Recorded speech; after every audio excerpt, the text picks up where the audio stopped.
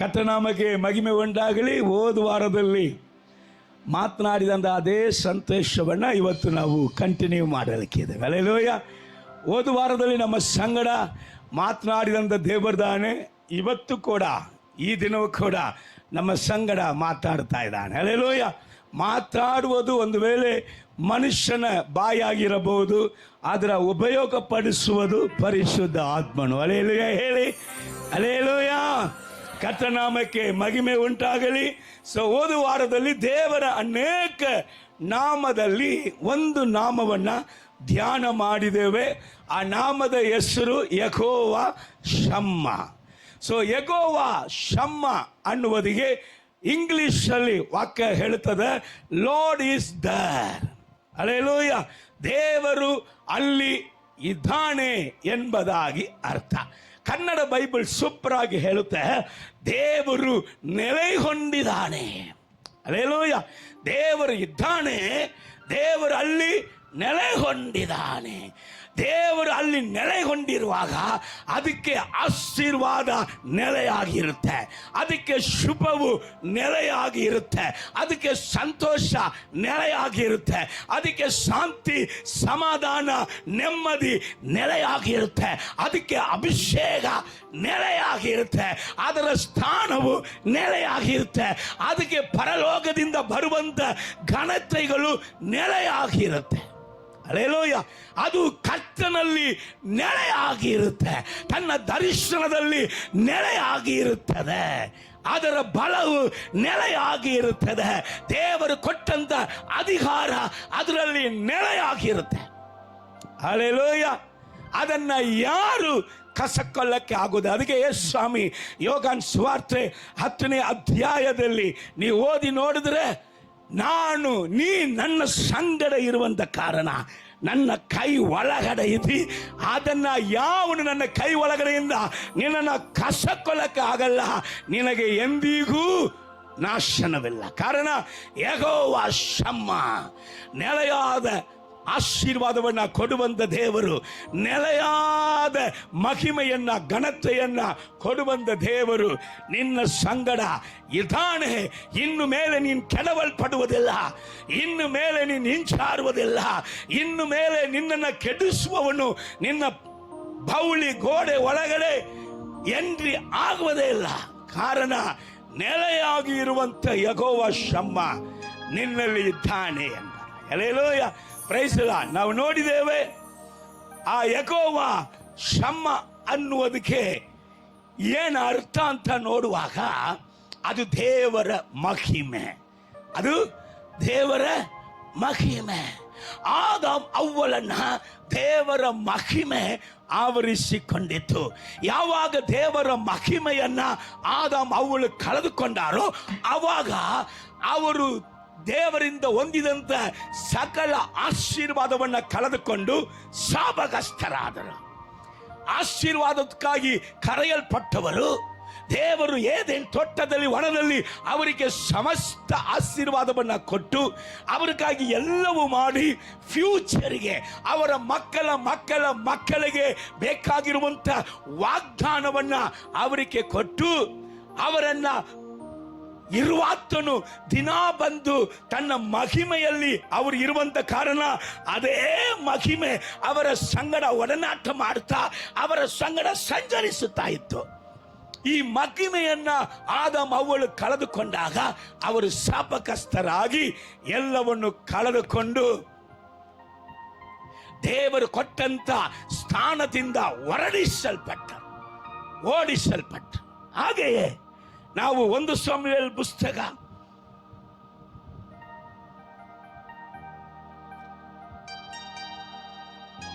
4ನೇ ಅಧ್ಯಾಯ 21ನೇ ವಾಕ್ಯದಲ್ಲಿ ನಾವು ಓದಿದ್ದೇವೆ, ಇಸ್ರಾಯೇಲ್ ದೇಶ ದೇವ ಮಹಿಮೆಯನ್ನ ಕಳೆದುಕೊಂಡಿತ್ತು. ಅಲ್ಲಿ ಏಲಿ ಎಂಬುದಾದ ಮಗ ಯಾಜಕನ ಸೊಸೆ ಹೇಳುತ್ತಾಳೆ, ಇಸ್ರಾಯೇಲರಲ್ಲಿ ದೇವರ ಮಹಿಮೆ ಇಸ್ರಾಯೇಲರನ್ನ ಬಿಟ್ಟು ಹೋಯಿತಂತ ಹೇಳಿದಾಗ ಅಲ್ಲಿ ಮಹಾಯಾಜಕನು ಸತ್ತನು. ಅಲ್ಲಿ ಅವನ ಮಕ್ಕಳು ಯಾಜಕರಾಗಿದ್ದವರು ಸತ್ತರು. ಅಲ್ಲಿ ಸುತಂತ್ರದಲ್ಲಿ ಇದ್ದಂತ ಇಸ್ರಾಯೇಲ್ ದೇಶ ಫಿಲಿಷ್ಟಿಯರಿಗೆ ಗುಲಾಮನಾದರು. ಅಲ್ಲಿ ಅವರ ಎಲ್ಲ ಮಹಿಮೆಯಿಂದ ಕಟ್ಟಲ್ಪಟ್ಟಂತ ಅವರ ಸಂಪತ್ತುಗಳು ಸೂರೆಯಾಗಿತ್ತು. ಅದನ್ನ ಶತ್ರುಗಳ ವಶವಾಯಿತು. ಪ್ರಭುಗಳು ಸಹ ಗುಲಾಮನಾದರು. ರಾಜರು, ಅರಸರ ಕುಟುಂಬದ ಮಕ್ಕಳು ಸಹ ಗುಲಾಮರಾದರು. ಎಲ್ಲರೂ ತನಗೆ ಇದೆಲ್ಲ ಇದೆ, ಇದನ್ನ ಕಾಪಾಡುತ್ತೆ ಎಂಬುದಾಗಿ ದೇವರ ಮಹಿಮೆಯನ್ನ ಅಸಡ್ಡೆ ಮಾಡಿದಂತ ಎಲ್ಲ ಅರಸರು, ಪ್ರಭುಗಳು, ಎಲ್ಲ ಅಧಿಕಾರಿಗಳು ಸಹ ದೇವರ ಮಹಿಮೆ ಹೋದ ಕೂಡಲೇ ತನಗೆ ಇದ್ದಂತ ಎಲ್ಲ ಸ್ಥಾನ, ಮಾನ, ಆಸ್ತಿ, ಸಂಪತ್ತನ್ನ ಕಳೆದುಕೊಂಡು ಅವರು ದಾಸರಾಗಿ, ಗುಲಾಮರಾಗಿ ಆದರು. ಹಾಗಾದರೆ ಜೀವನದಲ್ಲಿ ಯಾವುದು ನಮ್ಮನ್ನ ಘನತೆಗೆ, ಮಹಿಮೆಗೆ, ಆಶೀರ್ವಾದಕ್ಕೆ ಯೋಗ್ಯವಾಗಿ ಮಾಡುತ್ತದಂದ್ರೆ ದೇವ ಮಹಿಮೆ. ದೇವರ ಮಹಿಮೆ ಇಲ್ಲದೆ ಇರುವುದಿಗೆ ಇವತ್ತು ಎಷ್ಟು ದೊಡ್ಡ ದೊಡ್ಡ ಸ್ಥಾನಗಳು, ಮಾನಗಳು, ಗೌರವಗಳು, ಹಣಗಳು, ಸಂಪತ್ತುಗಳು ಇದ್ರೂ ಕೂಡ ಅಲ್ಲಿ ಸಮಾಧಾನ ಇಲ್ಲ. ಅಲ್ಲಿ ಗೋಳಾಟ, ಅಲ್ಲಿ ಗಲಿಬಿಳಿ, ಅಲ್ಲಿ ಒತ್ತಾಟ, ಅಲ್ಲಿ ಜಗಳಗಳು. ಇದೆಲ್ಲ ಆಗುವುದಕ್ಕೆ ಕಾರಣ ಅನೇಕರ ಜೀವಿತದಲ್ಲಿ ತಲೆಮಾರು ಶಾಪ, ತಲೆಮಾರು ದರಿದ್ರ.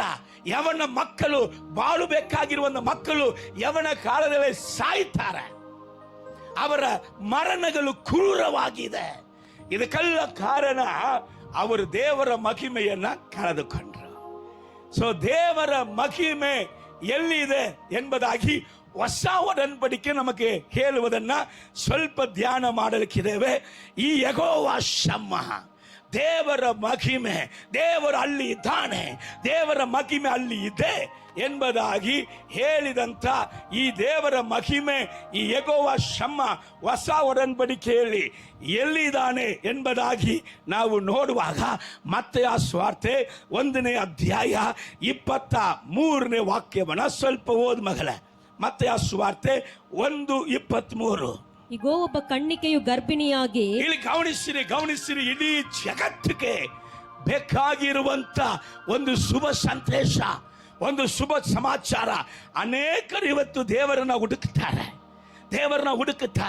ದೇವರು ಅವರಿಗೆ ಸಿಗ್ತಾ ಇಲ್ಲ. ಯಾಕೆಂದ್ರೆ ದೇವರು ಎಲ್ಲಿದ್ದಾನೆ ಎಂಬುದಾಗಿ ಅವರಿಗೆ ಗೊತ್ತಿಲ್ಲದೆ ಹುಡುಕುತ್ತಾ ಇದ್ದಾರೆ. ಇಲ್ಲಿ ಸತ್ಯವೇದ ಹೇಳುತ್ತೆ, ಲಾರ್ಡ್ ಇಸ್ ದೇರ್, ದೇವರು ಅಲ್ಲಿದ್ದಾನೆ, ಯೆಹೋವ ಶಮ್ಮಃ ಎಂಬುದಾಗಿ ಹೇಳಿ ಹೊಸ ಒಡಂಬಡಿಕೆಯಲ್ಲಿ ಎಲ್ಲಾ ಜನಾಂಗಗಳಿಗೂ ಈ ಸುವಾರ್ತೆ ತಲುಪಲ್ಪಡಬೇಕಂತ ಹೇಳಲ್ಪಟ್ಟಂತ ಒಂದು ಉತ್ತಮವಾದ ಸತ್ಯವನ್ನ ಗಮನಿಸಲಿಕ್ಕಿದ್ದೇವೆ. ಓದ್ ಮಗಳೇ. ಇಗೋ, ಒಬ್ಬ ಕನ್ನಿಕೆಯು ಗರ್ಭಿಣಿಯಾಗಿ ಮಗನನ್ನು ಹಡೆಯುವಳು. ಆತನಿಗೆ ಇಮ್ಮಾನುವೇಲ್ ಎಂದು ಹೆಸರಿಡುವರು. ಇಮ್ಮಾನುವೇಲ್ ಎಂಬುದಾಗಿ ಹೆಸರಿಡಬೇಕು. ದೇವರು ನಮ್ಮ ಕೂಡ ಇದ್ದಾನೆಂದು. ಆತನಿಗೆ ಏನ್ ಹೆಸರಿಡಬೇಕು? ಇಮ್ಮಾನುವೇಲ್ ಅಂದ್ರೆ ಏನರ್ಥ? ದೇವರು ನಮ್ಮ ಸಂಗಡ ಇದ್ದಾನೆ. ಕರಗಳ ತಟ್ಟಿ, ದೇವರು ನಮ್ಮನ್ನ ನೆಲೆಗೊಳಿಸುವಂತ ದೇವರು, ಪುನಃ ಎಬ್ಬಿಸಿ ಕಟ್ಟುವಂತ ದೇವರು, ಸತ್ತಿರುವ ಹೊಸದಲ್ಲಿ ನಮ್ಮನ್ನ ಬಿಟ್ಟುಕೊಡದೆ ಸತ್ತಿರುವುದರಿಂದ ನಮಗೆ ಜಯ ಕೊಡುವಂತ ದೇವರು ಇಮ್ಮಾನುವೇಲ್ ಸಂಗಡ ಇದ್ದಾನೆ. ಹಲ್ಲೆಲೂಯಾ. ಈಗ ಲೋಕದಲ್ಲಿ, ಜಗತ್ತಲ್ಲಿ ದೇವರನ್ನ ಹುಡುಕ್ತಾ ಇದ್ದವರೇ, ದೇವರು ಎಲ್ಲಿದ್ದಾನೆ? ದೇವರು ಯೇಸು ಕ್ರಿಸ್ತನಲ್ಲಿ ಇದ್ದಾನೆ. ದೇವರು ಯೇಸು ಕ್ರಿಸ್ತನೇ ದೇವರಾಗಿ ಇದ್ದಾನೆ. ಹಲ್ಲೆಲೂಯಾ. ಯೋಹಾನ ಸುವಾರ್ತೆ 1ನೇ ಅಧ್ಯಾಯ ಹೇಳುತ್ತಾ ಇದೆ, ಆದಿಯಲ್ಲಿ ದೇವರು ಇದ್ದನು. ಆದಿಯಲ್ಲಿ ದೇವರು ಯಾರ ಸಂಗಡ ಇದ್ದನು? ಆ ವಾಕ್ಯ ಎಂಬುದಾದ ಯೇಸು ಕ್ರಿಸ್ತನ ಸಂಗಡ ಇದ್ದನು. ಆ ಯೇಸು ಕ್ರಿಸ್ತನ ಎಂಬುದಾದ ವಾಕ್ಯವೇ ದೇವರಾಗಿಯೂ ಇದ್ದನು. ಕರಗಳ ತಟ್ರಿ. ಯೆಹೋವ ಶಮ್ಮಃ, ನಿನ್ನನ್ನ ದುಷ್ಟ ಶಕ್ತಿಗಳಿಂದ ಬಿಡಿಸಿ ದೇವರ ಆಶೀರ್ವಾದಕ್ಕೂ, ದೇವರ ಘನತೆಗೂ, ದೇವರ ಮಹಿಮೆಗೂ ನಿಮ್ಮನ್ನ ನಿಲ್ಲಿಸುವಂತ ದೇವರು ಎಲ್ಲಿದ್ದಾನೆ ಅಂತಾರೆ? ದೇವರು ಯೇಸು ಕ್ರಿಸ್ತನಲ್ಲಿ ಆ ಮಹಿಮೆ ಇದೆ. ಆ ಮಹಿಮೆಯೇ ಯೇಸು ಕ್ರಿಸ್ತನ ದೇವರಾಗಿದ್ದಾನೆ. ಹಲ್ಲೆಲೂಯ. ಹಳೆಯ ಒಡன்பಡಿಕೆಯಲ್ಲಿ ಯೆಹೋವ ಶಮ್ಮ, ಹೊಸ ಒಡன்பಡಿಕೆಯಲ್ಲಿ ಇಮ್ಮಾನುವೇಲ್, ಯೆಹೋವ ಶಮ್ಮವಾಗಿ ಇದಾನೆ ಎಂಬುದಾಗಿ ಅಲ್ಲಿ ನಮಗೆ ಗೊತ್ತಾಗ್ತಾ ಇದೆ. ಆಯ್ತಪ್ಪ, ಎಲ್ಲರೂ ಲೋಕದಲ್ಲಿ ಅನೇಕರು ಹೇಳ್ತಾವ್ರೆ, ಯೂದರು ಕೂಡ ಹೇಳ್ತಾರೆ ಯೇಸು ಒಂದು ಮನುಷ್ಯ, ಪ್ರವಾದಿದಾನೆ, ಅವರು ಒಂದು ಒಳ್ಳೆ ಮನುಷ್ಯನಾಗಿ ಜೀವಿಸುವುದಾನೆ, ಅವರನ್ನ ದೇವರ ಸ್ಥಾನದಲ್ಲಿ ನೀವು ಹೇಗೆ ಹೇಳ್ತೀರಿ, ಅವರೇ ಯೆಹೋವ ಶಮ್ಮ ಅಂತ ನೀವು ಹೇಗೆ ಹೇಳುತ್ತೀರಿ ಎಂಬುದಾಗಿ ಅನೇಕರ ಪ್ರಶ್ನೆಗಳಿಗೆ ದೇವರಲ್ಲಿ ಉತ್ತರವು ಕೊಡ್ತಾ ಇದ್ದಾನೆ. ಯೋಹಾನ ಸುವಾರ್ತೆ 1ನೇ ಅಧ್ಯಾಯ 14ನೇ ವಾಕ್ಯವನ್ನ ಸ್ವಲ್ಪ ಓದ್ ಮಗಳ. ಯೋಹಾನ ಸುವಾರ್ತೆ 1ನೇ ಅಧ್ಯಾಯ 14ನೇ ವಾಕ್ಯ. ಆ ವಾಕ್ಯವೆಂಬವನು ನರಾವತಾರ ಎತ್ತಿ, ಆ ವಾಕ್ಯ ಎಂಬವನು ನರಾವತಾರ ಎತ್ತಿ ನಮ್ಮ ಮಧ್ಯದಲ್ಲಿ ವಾಸ ಮಾಡಿದನು. ನಮ್ಮ ಮಧ್ಯದಲ್ಲಿ ಆತನು ಮನುಷ್ಯನಾಗಿ ವಾಸ ಮಾಡಿದನು. ನಾವು ಆತನ ಮಹಿಮೆಯನ್ನು ನೋಡಿದೆವು. ಗಮನಿಸಿರಿ, ನಾವು ಆತನ ಮಹಿಮೆಯನ್ನ ನೋಡಿದೆವು. ಆ ಮಹಿಮೆಯು ತಂದೆಯ ಬಳಿಯಿಂದ ಬಂದ, ಆ ಮಹಿಮೆ ಯೆಹೋವ ಶಮ್ಮವಾಗಿ ಇರುವಂತ ತಂದೆಯ ಬಳಿಯಿಂದ ಬಂದಂತ ಒಬ್ಬನೇ ಮಗನಿಗೆ ಇರತಕ್ಕ ಮಹಿಮೆ, ಒಬ್ಬನೇ ಮಗನಿಗೆ ಇರತಕ್ಕಂತ ಮಹಿಮೆಯಾಗಿತ್ತು. ಹಲ್ಲೆಲೂಯಾ. ಅದರಲ್ಲಿ ಏನೆಲ್ಲ ತುಂಬಿಕೊಂಡಿತ್ತಂತೆ? ಕೃಪೆಯು ಸತ್ಯವು. ಓದಪ್ಪ ಮೇಡಮ್. ಆತನು ಕೃಪೆಯಿಂದಲೂ ಸತ್ಯದಿಂದಲೂ ತುಂಬಿದವನಾಗಿ. ಯಾರು ಸಾರ್? ಕೃಪೆ ಇಲ್ಲದೆ ನೀವು ಈ ಜಗತ್ತಲ್ಲಿ ದೇವರ ಮಕ್ಕಳಾಗಿ ಜೀವಿಸುವುದಕ್ಕೆ ಸಾಧ್ಯವೇ ಇಲ್ಲ. ಕೃಪೆ ಇಲ್ಲದೆ ನೀವು ದೇವರ ಅನುಗ್ರಹವನ್ನ ಹೊಂದಿಕೊಳ್ಳುವುದಕ್ಕೆ ಸಾಧ್ಯವೇ ಇಲ್ಲ. ಯಾರಪ್ಪ ಕೃಪೆ? ಇಮ್ಮಾನುವೇಲನಾಗಿ ಬಂದಂತ ಯೆಹೋವ ಶಮ್ಮ, ಆತನು ಕೃಪೆಯಾಗಿದ. ಹಲ್ಲೆಲೂಯಾ. ವಾಕ್ಯ ಹೇಳುತ್ತೆ, ದಾವೀದ ಹೇಳ್ತಾನೆ, ದೇವರ ಕೃಪೆ ನನ್ನ ಎಲ್ಲ ಕಾರ್ಯವನ್ನ ಜಯಕರವಾಗಿ ಮಾಡುತ್ತೆ. ಎರಡನೇದಾಗಿ ಹೋದ್ರಿ, ಕೃಪೆಯಾಗಿಯೂ ಕೃಪೆಯಿಂದಲೂ ಸತ್ಯದಿಂದಲೂ ತುಂಬಿದವನಾಗಿದ್ದನು. ಸತ್ಯವನ್ನ ಕೇಳ್ರಿ, ಸತ್ಯವು ನಿಮ್ಮನ್ನ ಬಿಡುಗಡೆ ಮಾಡುತ್ತೆ. ಈ ಕೃಪೆಯೇ ದೇವರು, ಈ ಸತ್ಯವೇ ದೇವರು. ಈ ಕೃಪೆಯು ಸತ್ಯವು ತುಂಬಿದಂತ ದೇವರು ಎಲ್ಲಿದ್ದಾನೆ? ಯಪ್ಪ, ಆತನ ಹೆಸರು ಯೇಸು ಎಂಬುದಾಗಿ. ಎಲ್ಲರೂ ಕರಗಳ ತಟ್ಟಿ, ಎಲ್ಲ ನಾಮಕ್ಕಿಂತ ದೊಡ್ಡ ನಿನ್ನ ನಾಮವು ಎಲ್ಲರಿಗೆ ಗೊತ್ತಿರುವ, ಹೇಳಿ, ಎಲ್ಲ ನಾಮಕ್ಕಿಂತ ದೊಡ್ಡ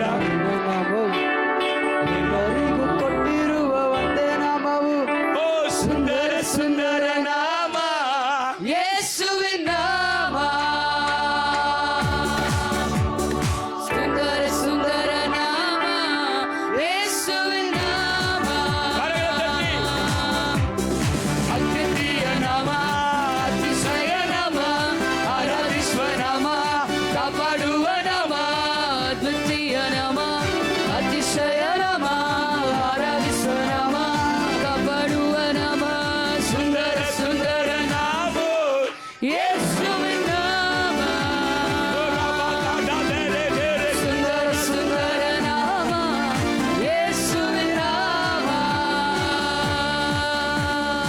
ಆಕಾಶ ಕದರಿಸಿ, ಆಕಾಶ ಕದಲಿಸಿ, ಭೂಮಿಯ ನಡುಗಿಸಿ, ಭೂಮಿಯ ನಡುಗಿಸಿ, ಪಾತಾಳ ಜಯಿಸಿದ ಪಾತಾಳ ಜಯಿಸಿ, ಓ ಯೇಸುವಿನ ನಾಮ. ಯೇಸುವಿನ ನಾಮ. ಆಕಾಶ ಕದರಿಸಿ, ಆಕಾಶ ಕದಲಿಸಿ, ಭೂಮಿಯ ನಡುಗಿಸಿ, ಭೂಮಿಯ ನಡುಗಿಸಿ, ಪಾತಾಳ ಜಯಿಸಿದ ಪಾತಾಳ ಜಯಿಸಿದ ಯೇಸುವಿನ ನಾಮ. ಯೇಸುವಿನ ನಾಮ.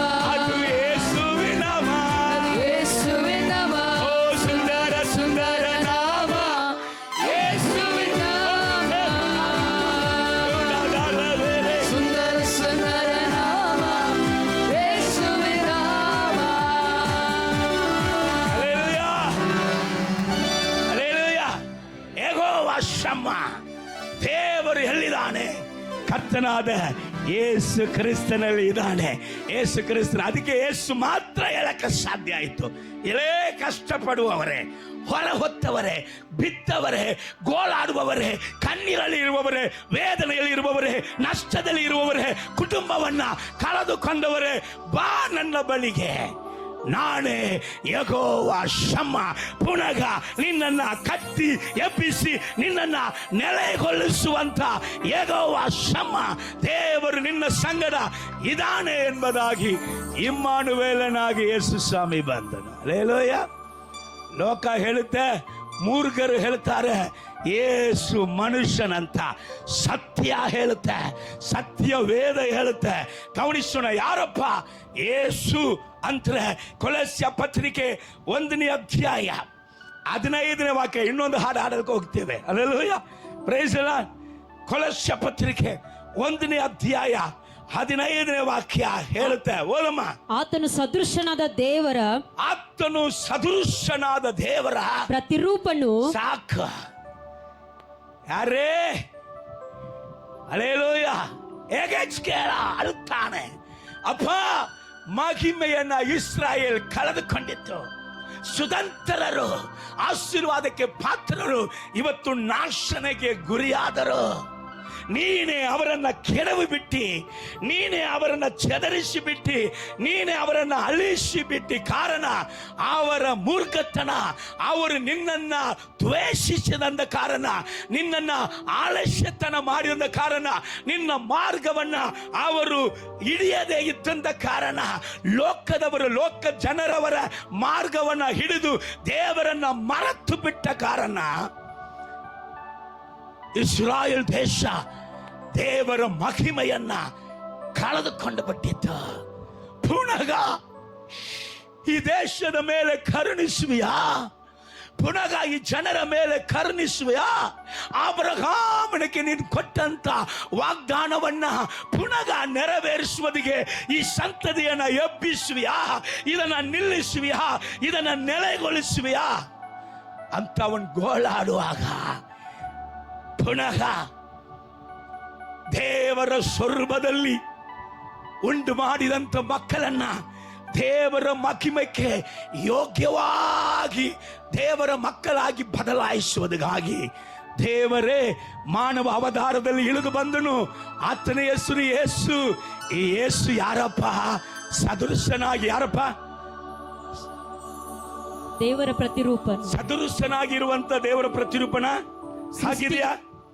ಆತನು ಅದೃಶ್ಯನಾದ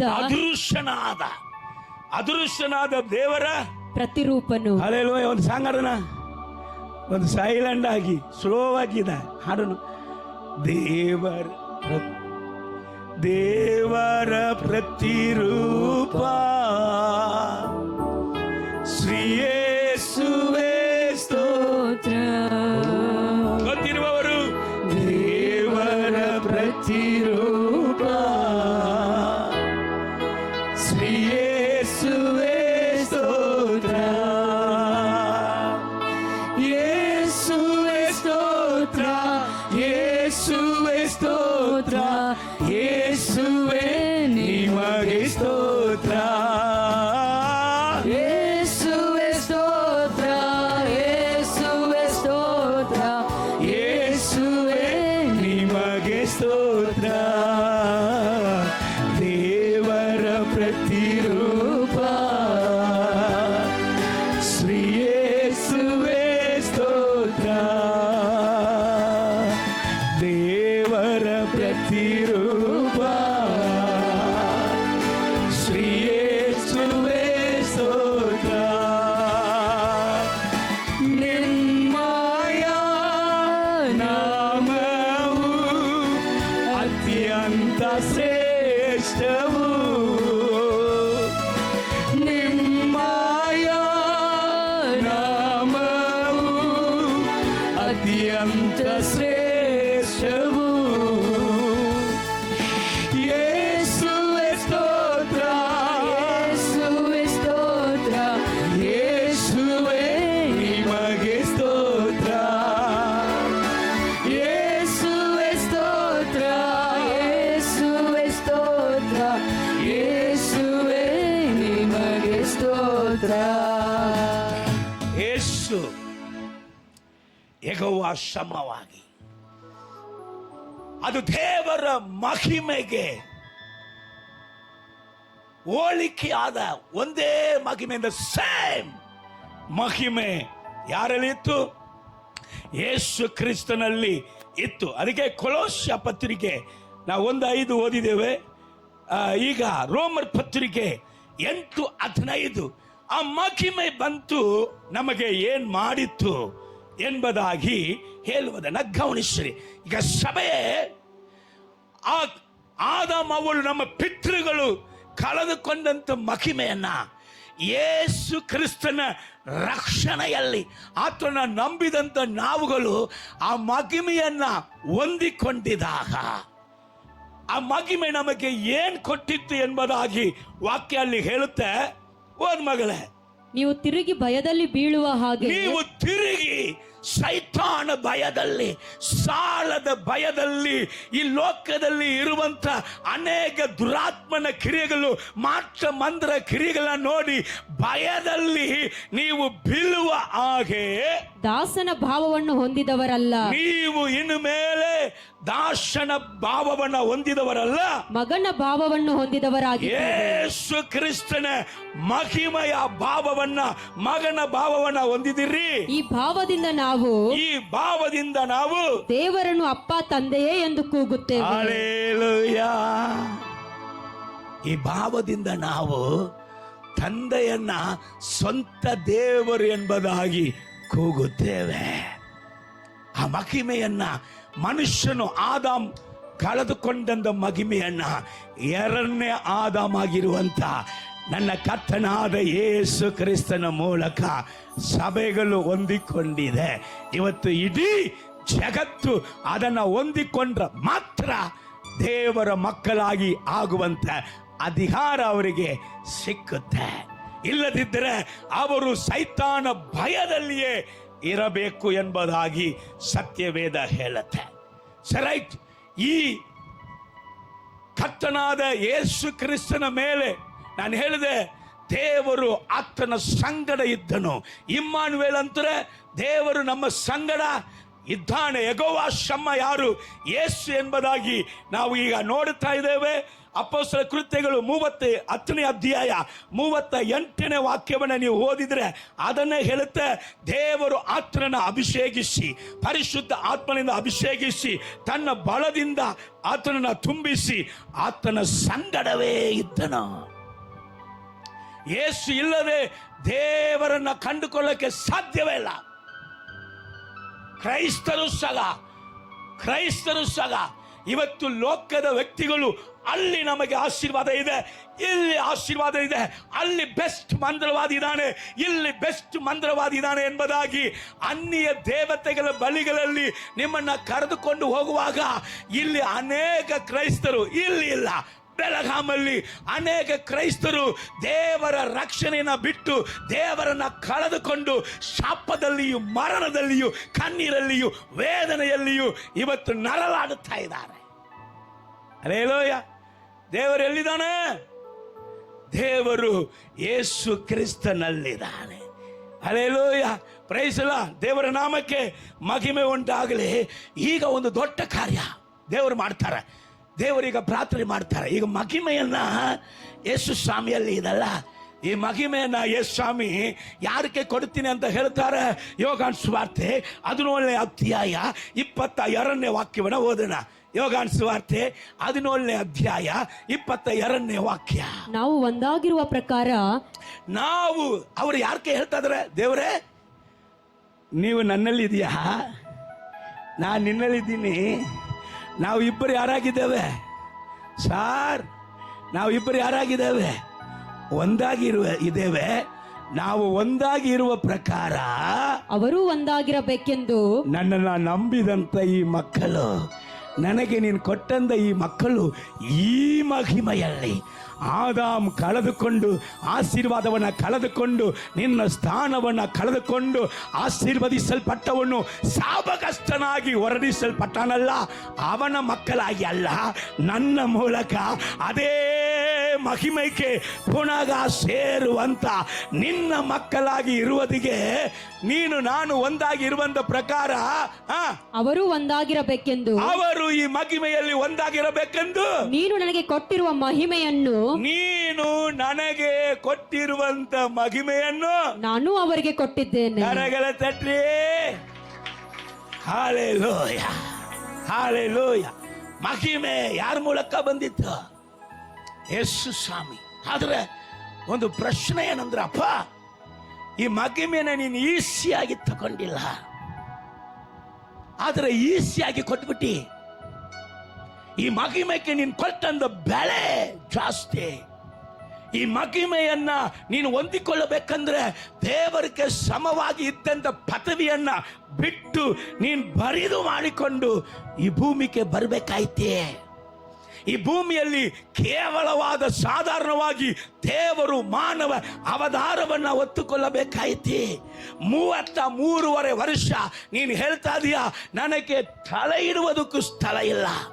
ಅಷ್ಟು ನಿದ್ದೆ ಮಾಡದೆ ನೀನು ಪ್ರಯಾಸ ಪಟ್ಟಂತ ಮಹಿಮೆ.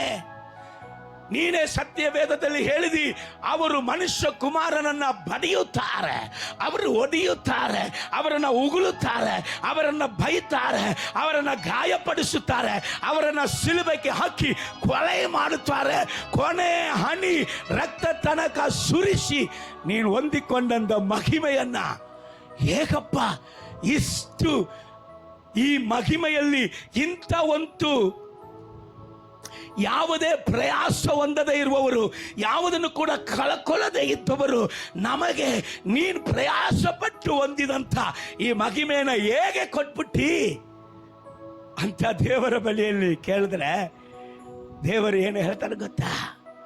ಇಬ್ರಿಯ ಪತ್ರಿಕೆ 2ನೇ ಅಧ್ಯಾಯ 14ನೇ ವಾಕ್ಯದಲ್ಲಿ ಹೇಳ್ತಾ ಇದ್ದಾರೆ, ಇದಲ್ಲದೆ ಮಕ್ಕಳು ರಕ್ತ ಮಾಂಸಧಾರಿಗಳಾಗಿ ಇದ್ದಂತ ಓದ್ ಮಗಳೇ, ಇದಲ್ಲದೆ ಮಕ್ಕಳು ರಕ್ತ ಮಾಂಸಧಾರಿಗಳಾಗಿರುವುದರಿಂದ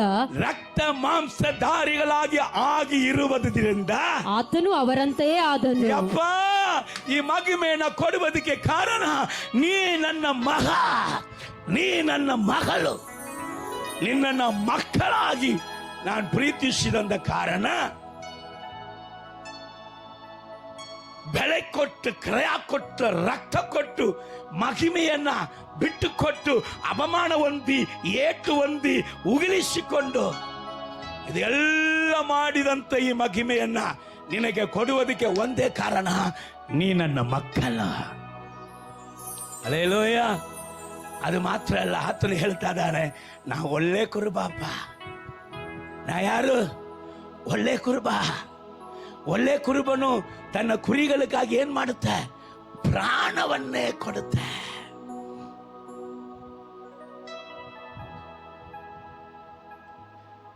ಯೋಹಾನ ಸುವಾರ್ತೆಯಲ್ಲಿ ನಾವು ಓದ್ತಾ ಇದ್ದೇವೆ, ನಾವು ಪರಿಪೂರ್ಣರಲ್ಲ, ನಾವು ಅಪೂರ್ಣರು, ನಾವು ಅಯೋಗ್ಯರು, ನಾವು ಪಾಪಿಗಳು, ನಾವು ದ್ರೋಹಿಗಳು. ಆದರೆ ಅಪೂರ್ಣವಾದ ಇದ್ದಂತ ನಮ್ಮನ್ನ ಹೇಗೆ ಸಂಪೂರ್ಣನಾಗಿ ಮಾಡಿದನಂದ್ರೆ ಆತನ ಪರಿಪೂರ್ಣತೆಯಿಂದ ನಮ್ಮನ್ನ ಪರಿಪೂರ್ಣರಾಗಿ ಮಾಡಿದನು. ಹಲ್ಲೆಲೂಯಾ. ಇಲ್ಲಿ ಗಮನಿಸ್ರಿ, ಇದರ ಒಳಗಡೆ ಸೇವಕರು ಸೇವಕಿ ಇರುವುದಾದ್ರೆ ಇದು ಏನಪ್ಪ ಹೃದಯ ಅಂತ ನಾವು ನೋಡ್ತಾ ಇದ್ದೇವೆ. ಇದುವೇ ತಂದೆಯ ಹೃದಯ. ತಾನು ಕಷ್ಟಪಟ್ಟು ಸಂಪಾದಿಸಿದದನ್ನ ಕಷ್ಟಪಡದೆ, ತನ್ನ ಮಕ್ಕಳು ಕಷ್ಟಪಡದೆ ಅವರಿಗೆ ಅದನ್ನ ಕೊಡುವುದಿಗೆ ಒಂದು ತಂದೆಯ ಹೃದಯ ಬೇಕು. ಅದು ಕರ್ತನಾದ ಯೇಸು ಕ್ರಿಸ್ತನಲ್ಲಿ ಇತ್ತು. ಹಾಗೆಯೇ ಇವತ್ತು ಅನೇಕ ಸೇವೆಗಳಲ್ಲಿ ತಂದೆಗಳನ್ನ ನೋಡಕ್ಕೆ ಸಾಧ್ಯ ಇಲ್ಲ. ಅದರ ತಂದೆಯ ಹೃದಯ ಇರುವುದಾದ್ರೆ ಅವನು ಉಪವಾಸ ಇತ್ತು, ಅವನು ತನ್ನ ಹೊಟ್ಟೆಗೆ ಊಟ ಕೊಡದೆ, ಅವನು ದೇವರ ಮುಂದೆ ಮೊಣಕಾಲು ಹಾಕಿ, ಅವನು ಗೋಳಾಡಿ, ಅವನ ಹತ್ತು, ಅವನು ತನ್ನ ಕುಟುಂಬದ ಸಂತೋಷಗಳನ್ನ ತ್ಯಾಗ ಮಾಡಿ, ತನಗೆ ಬರಬೇಕಾಗಿರುವಂತ ಅನೇಕ ಕಾರ್ಯಗಳನ್ನ ತ್ಯಾಗ ಮಾಡಿ ದೇವರ ಸಮ್ಮುಖದಲ್ಲಿ ಕುಳಿತುಕೊಂಡು ದೇವರ ಪ್ರಸನ್ನತೆಯನ್ನ, ದೇವರ ಮಹಿಮೆಯನ್ನ ಹೊಂದಿಕೊಂಡು ಇಲ್ಲಿ ಬಂದು ನಿಂತುಕೊಂಡು, ಅಪ್ಪಾ ಇವತ್ತು ಬಂದಂತ ನನ್ನ ಎಲ್ಲಾ ಮಕ್ಕಳನ್ನ ನೀನು ಅಭಿಷೇಕಿಸು ಎಂಬುದಾಗಿ ಅವನು ಹೇಳುವಾಗ ಇಷ್ಟು ಪ್ರಯಾಸ ಪಡದೆ ಇರುವಂತ ಜನರ ಮೇಲೆ ಆ ಮಹಿಮೆ ಇಳಿದು ಬರುತ್ತೆ.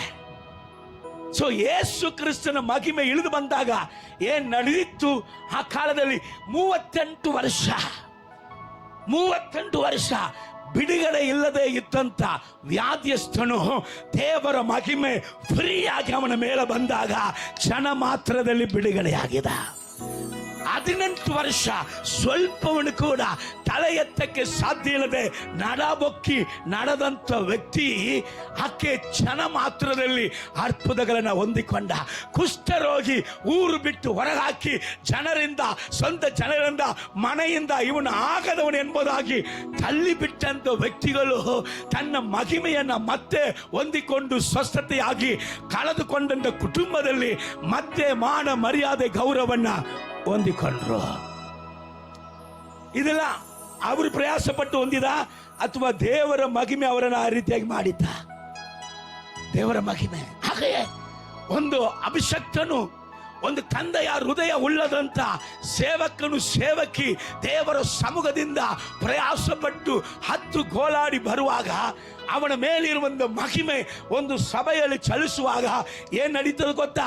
ಒಂದು ಹೊತ್ತು ಊಟಕ್ಕೆ ಗತಿ ಇಲ್ಲದವನು ಇವತ್ತು ಮನೆಗಳನ್ನ ಕಟ್ಟಿ ವಾಹನಗಳನ್ನು ತಗೊಂಡು ಅನೇಕರಿಗೆ ಊಟ ಪಡಿಸುವಂತ ರೀತಿಯಲ್ಲಿ ಅವನ ಆಶೀರ್ವಾದವಾಗಿ ಆಗಿದಂಥದ್ದು ಹೇಗೆ?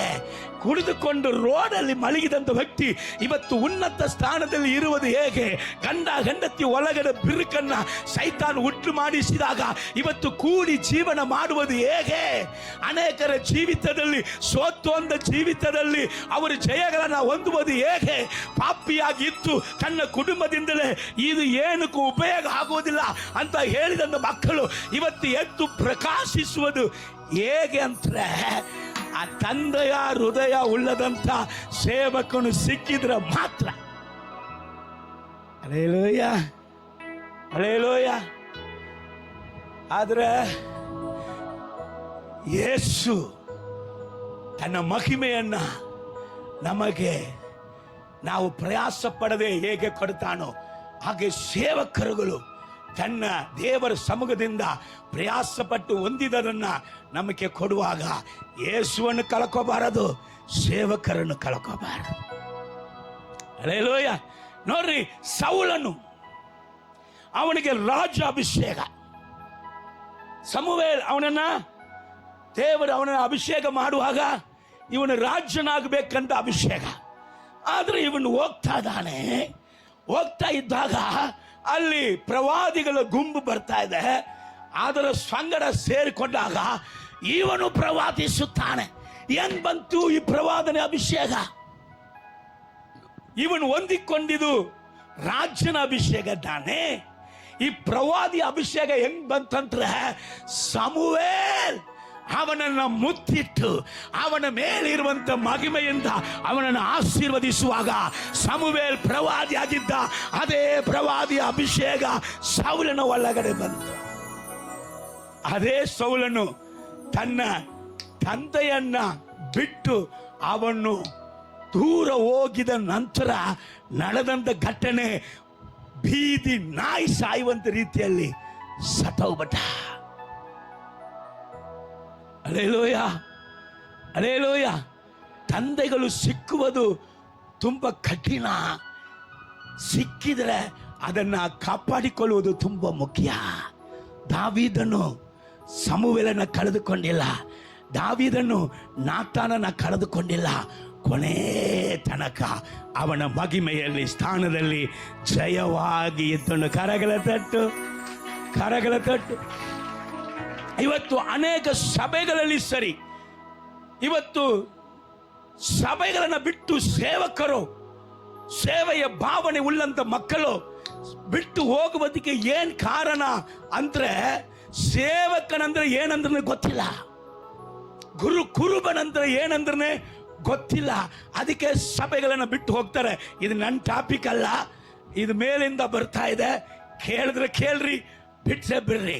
ದೇವರಿಗೆ ಸ್ತೋತ್ರ. ಇಲ್ಲಿ ಗಮನಿಸ್ರಿ, ಅವರು ನನಗೆ ಸಿಕ್ಕುವಂತ ಮಾನ ಸಿಕ್ಕಲಿಲ್ಲ, ನನಗೆ ಮರ್ಯಾದೆ ಸಿಕ್ಕಿಲ್ಲ, ನನಗೆ ಅವಮಾನ ಆಯಿತು, ನನಗೆ ದುಃಖ ಆಯಿತು, ನನಗೆ ಈ ವೇದನೆ ಬಂದಿತ್ತು. ಅದಕ್ಕೋಸ್ಕರ ನನಗೆ ಸಿಕ್ಕದೇ ಇದ್ದಂತ ಈ ಸ್ಥಳದಲ್ಲಿ ನಾನು ಇರುವುದಿಲ್ಲ ಅಂತ ಹೇಳ್ತಾ ಇದ್ದಾನೆ. ಸಾರ್, ಕುರುಬನಂತರ ಏಟುಗಳು ತಿನ್ನಲೇಬೇಕು. Hallelujah, praise. ಎಂತ ಕುರುಬನು ನೋವಿಲ್ಲದೆ ಇದ್ದಾನಂತ ನೀವು ತಿಳ್ಕೊಂಡ್ರಿ? ಯಾಕೋಬನ ಚರಿತ್ರೆ ಓದಿ ನೋಡ್ರಿ. ಯಾಕೋಬನ ಕುರಿಗಳನ್ನ ಮೇಯಿಸ್ತಾ ಇದ್ದಾಗ ಲಾಬಾನ ಹತ್ರ ಹೇಳ್ತಾ ಇದ್ದಾನೆ, ಹಗಲೊತ್ತಲ್ಲಿ ಬಿಸಿಲು, ರಾತ್ರಿಯಲ್ಲಿ ಇಬ್ಬನಿ, ನಾ ರಾತ್ರಿಯೆಲ್ಲ ನಿದ್ದೆ ಮಾಡಿಲ್ಲ ಅಂತ ಹೇಳ್ತಾ ಇದ್ದಾನೆ.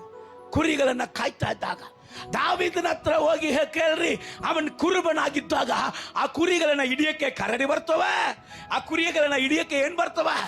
ಸಿಂಹಗಳು ಬರ್ತವೆ. ಬರುವಂತ ಸಿಂಹಗಳು ಕುರಿಗಳನ್ನ ಗಾಯಪಡಿಸಲಿಲ್ಲ, ಕುರುಬನನ್ನ ಗಾಯಪಡಿಸಿದ್ದು. ಹಲ್ಲೆಲೂಯಾ. ಯೇಸು ಸ್ವಾಮಿ ಕುರುಬನಾಗಿ ಬಂದಿದ್ರು ಈ ಭೂಮಿಗೆ, ಆತನಿಗೆ ಗಾಯವೇ ಇಲ್ವಾ? ಸೊ ಸೇವೆಯ ಒಂದು ಕುರುಬನು, ಒಂದು ಸಭೆಯ ಸೇವಕನು, ಒಂದು ಸೇವಕನಂದ್ರೆ ಅವನ ಗುಣಾದಿಶ್ಯ ಫಸ್ಟು ತನ್ನನ್ನು ತಾನೇ ಅಗೈ ಮಾಡಿ, ತನ್ನನ್ನು ತಾನೇ ಅಗೈ ಮಾಡಿ, ತನ್ನದು ತನಗೆ ಮಾನ ಮರ್ಯಾದೆ ಗೌರವ ನಂದು ಗಿಂದು ಅದಕ್ಕೂ ಸೇವೆಗೂ ಸಂಬಂಧವಿಲ್ಲ. ತನ್ನನ್ನೇ ತಾನೇ ಅಗೈ ಮಾಡಿ ತನ್ನ ಸಿಲುಬೆಯನ್ನ ಹೊತ್ತುಕೊಂಡು ನನ್ನ ಹಿಂದೆ ಬರಲಿ. I have decided to follow Jesus. I have decided to follow Jesus. I have decided to follow Jesus. No turning back, no turning back, no turning back, no turning back. The cross before me, the world behind me. The cross before me, the world behind me. The cross before me, the world behind me. No turning back, no turning back, no turning back, no turning back. ಯೇಸುವಿನ ಹಿಂದೆ ಹೋಗುತ್ತೀರೇನೆ, ಯೇಸುವಿನ ಹಿಂದೆ ಹೋಗುತ್ತೀರೇನೆ, ಯೇಸುವಿನ ಹಿಂದೆ ಹೋಗುತ್ತೀರೇನೆ. ಎಂಜಾರೇನು, ಎಂಜಾರೇನು, ಎಂಜಾರೇನು. Okay, ಎಗೆಚ್ಕೆಲಕ್ಕೆ ಬರೋಣ. ಈ ಎಗೆಚ್ಕೆಲ ನಾವು ನೋಡಿದ್ದೇವೆ, ಅವನಿಗೆ ಇಸ್ರಾಯೇಲರು ದೇವರ ಮಹಿಮೆಯನ್ನ ಕಳೆದುಕೊಂಡ್ರು. ಅವನು ಕೇಬಾರ್ ಎಂಬುದಾದ ನದಿಯಲ್ಲಿ ಕುಳಿತಿದ್ದಾನೆ. ಹಾಗೆ ಕುಳಿತಿರುವಾಗ ದೇವರು ದರ್ಶನವನ್ನ ತೋರಿಸ್ತಾ ಇದ್ದಾರೆ. ಆ ದರ್ಶನದ ಕಾರ್ಯಗಳು 1ನೇ ಅಧ್ಯಾಯದಿಂದ 7ನೇ ಅಧ್ಯಾಯ ತನಕ ಬರೆಯಲ್ಪಡ್ತಾ ಇದೆ.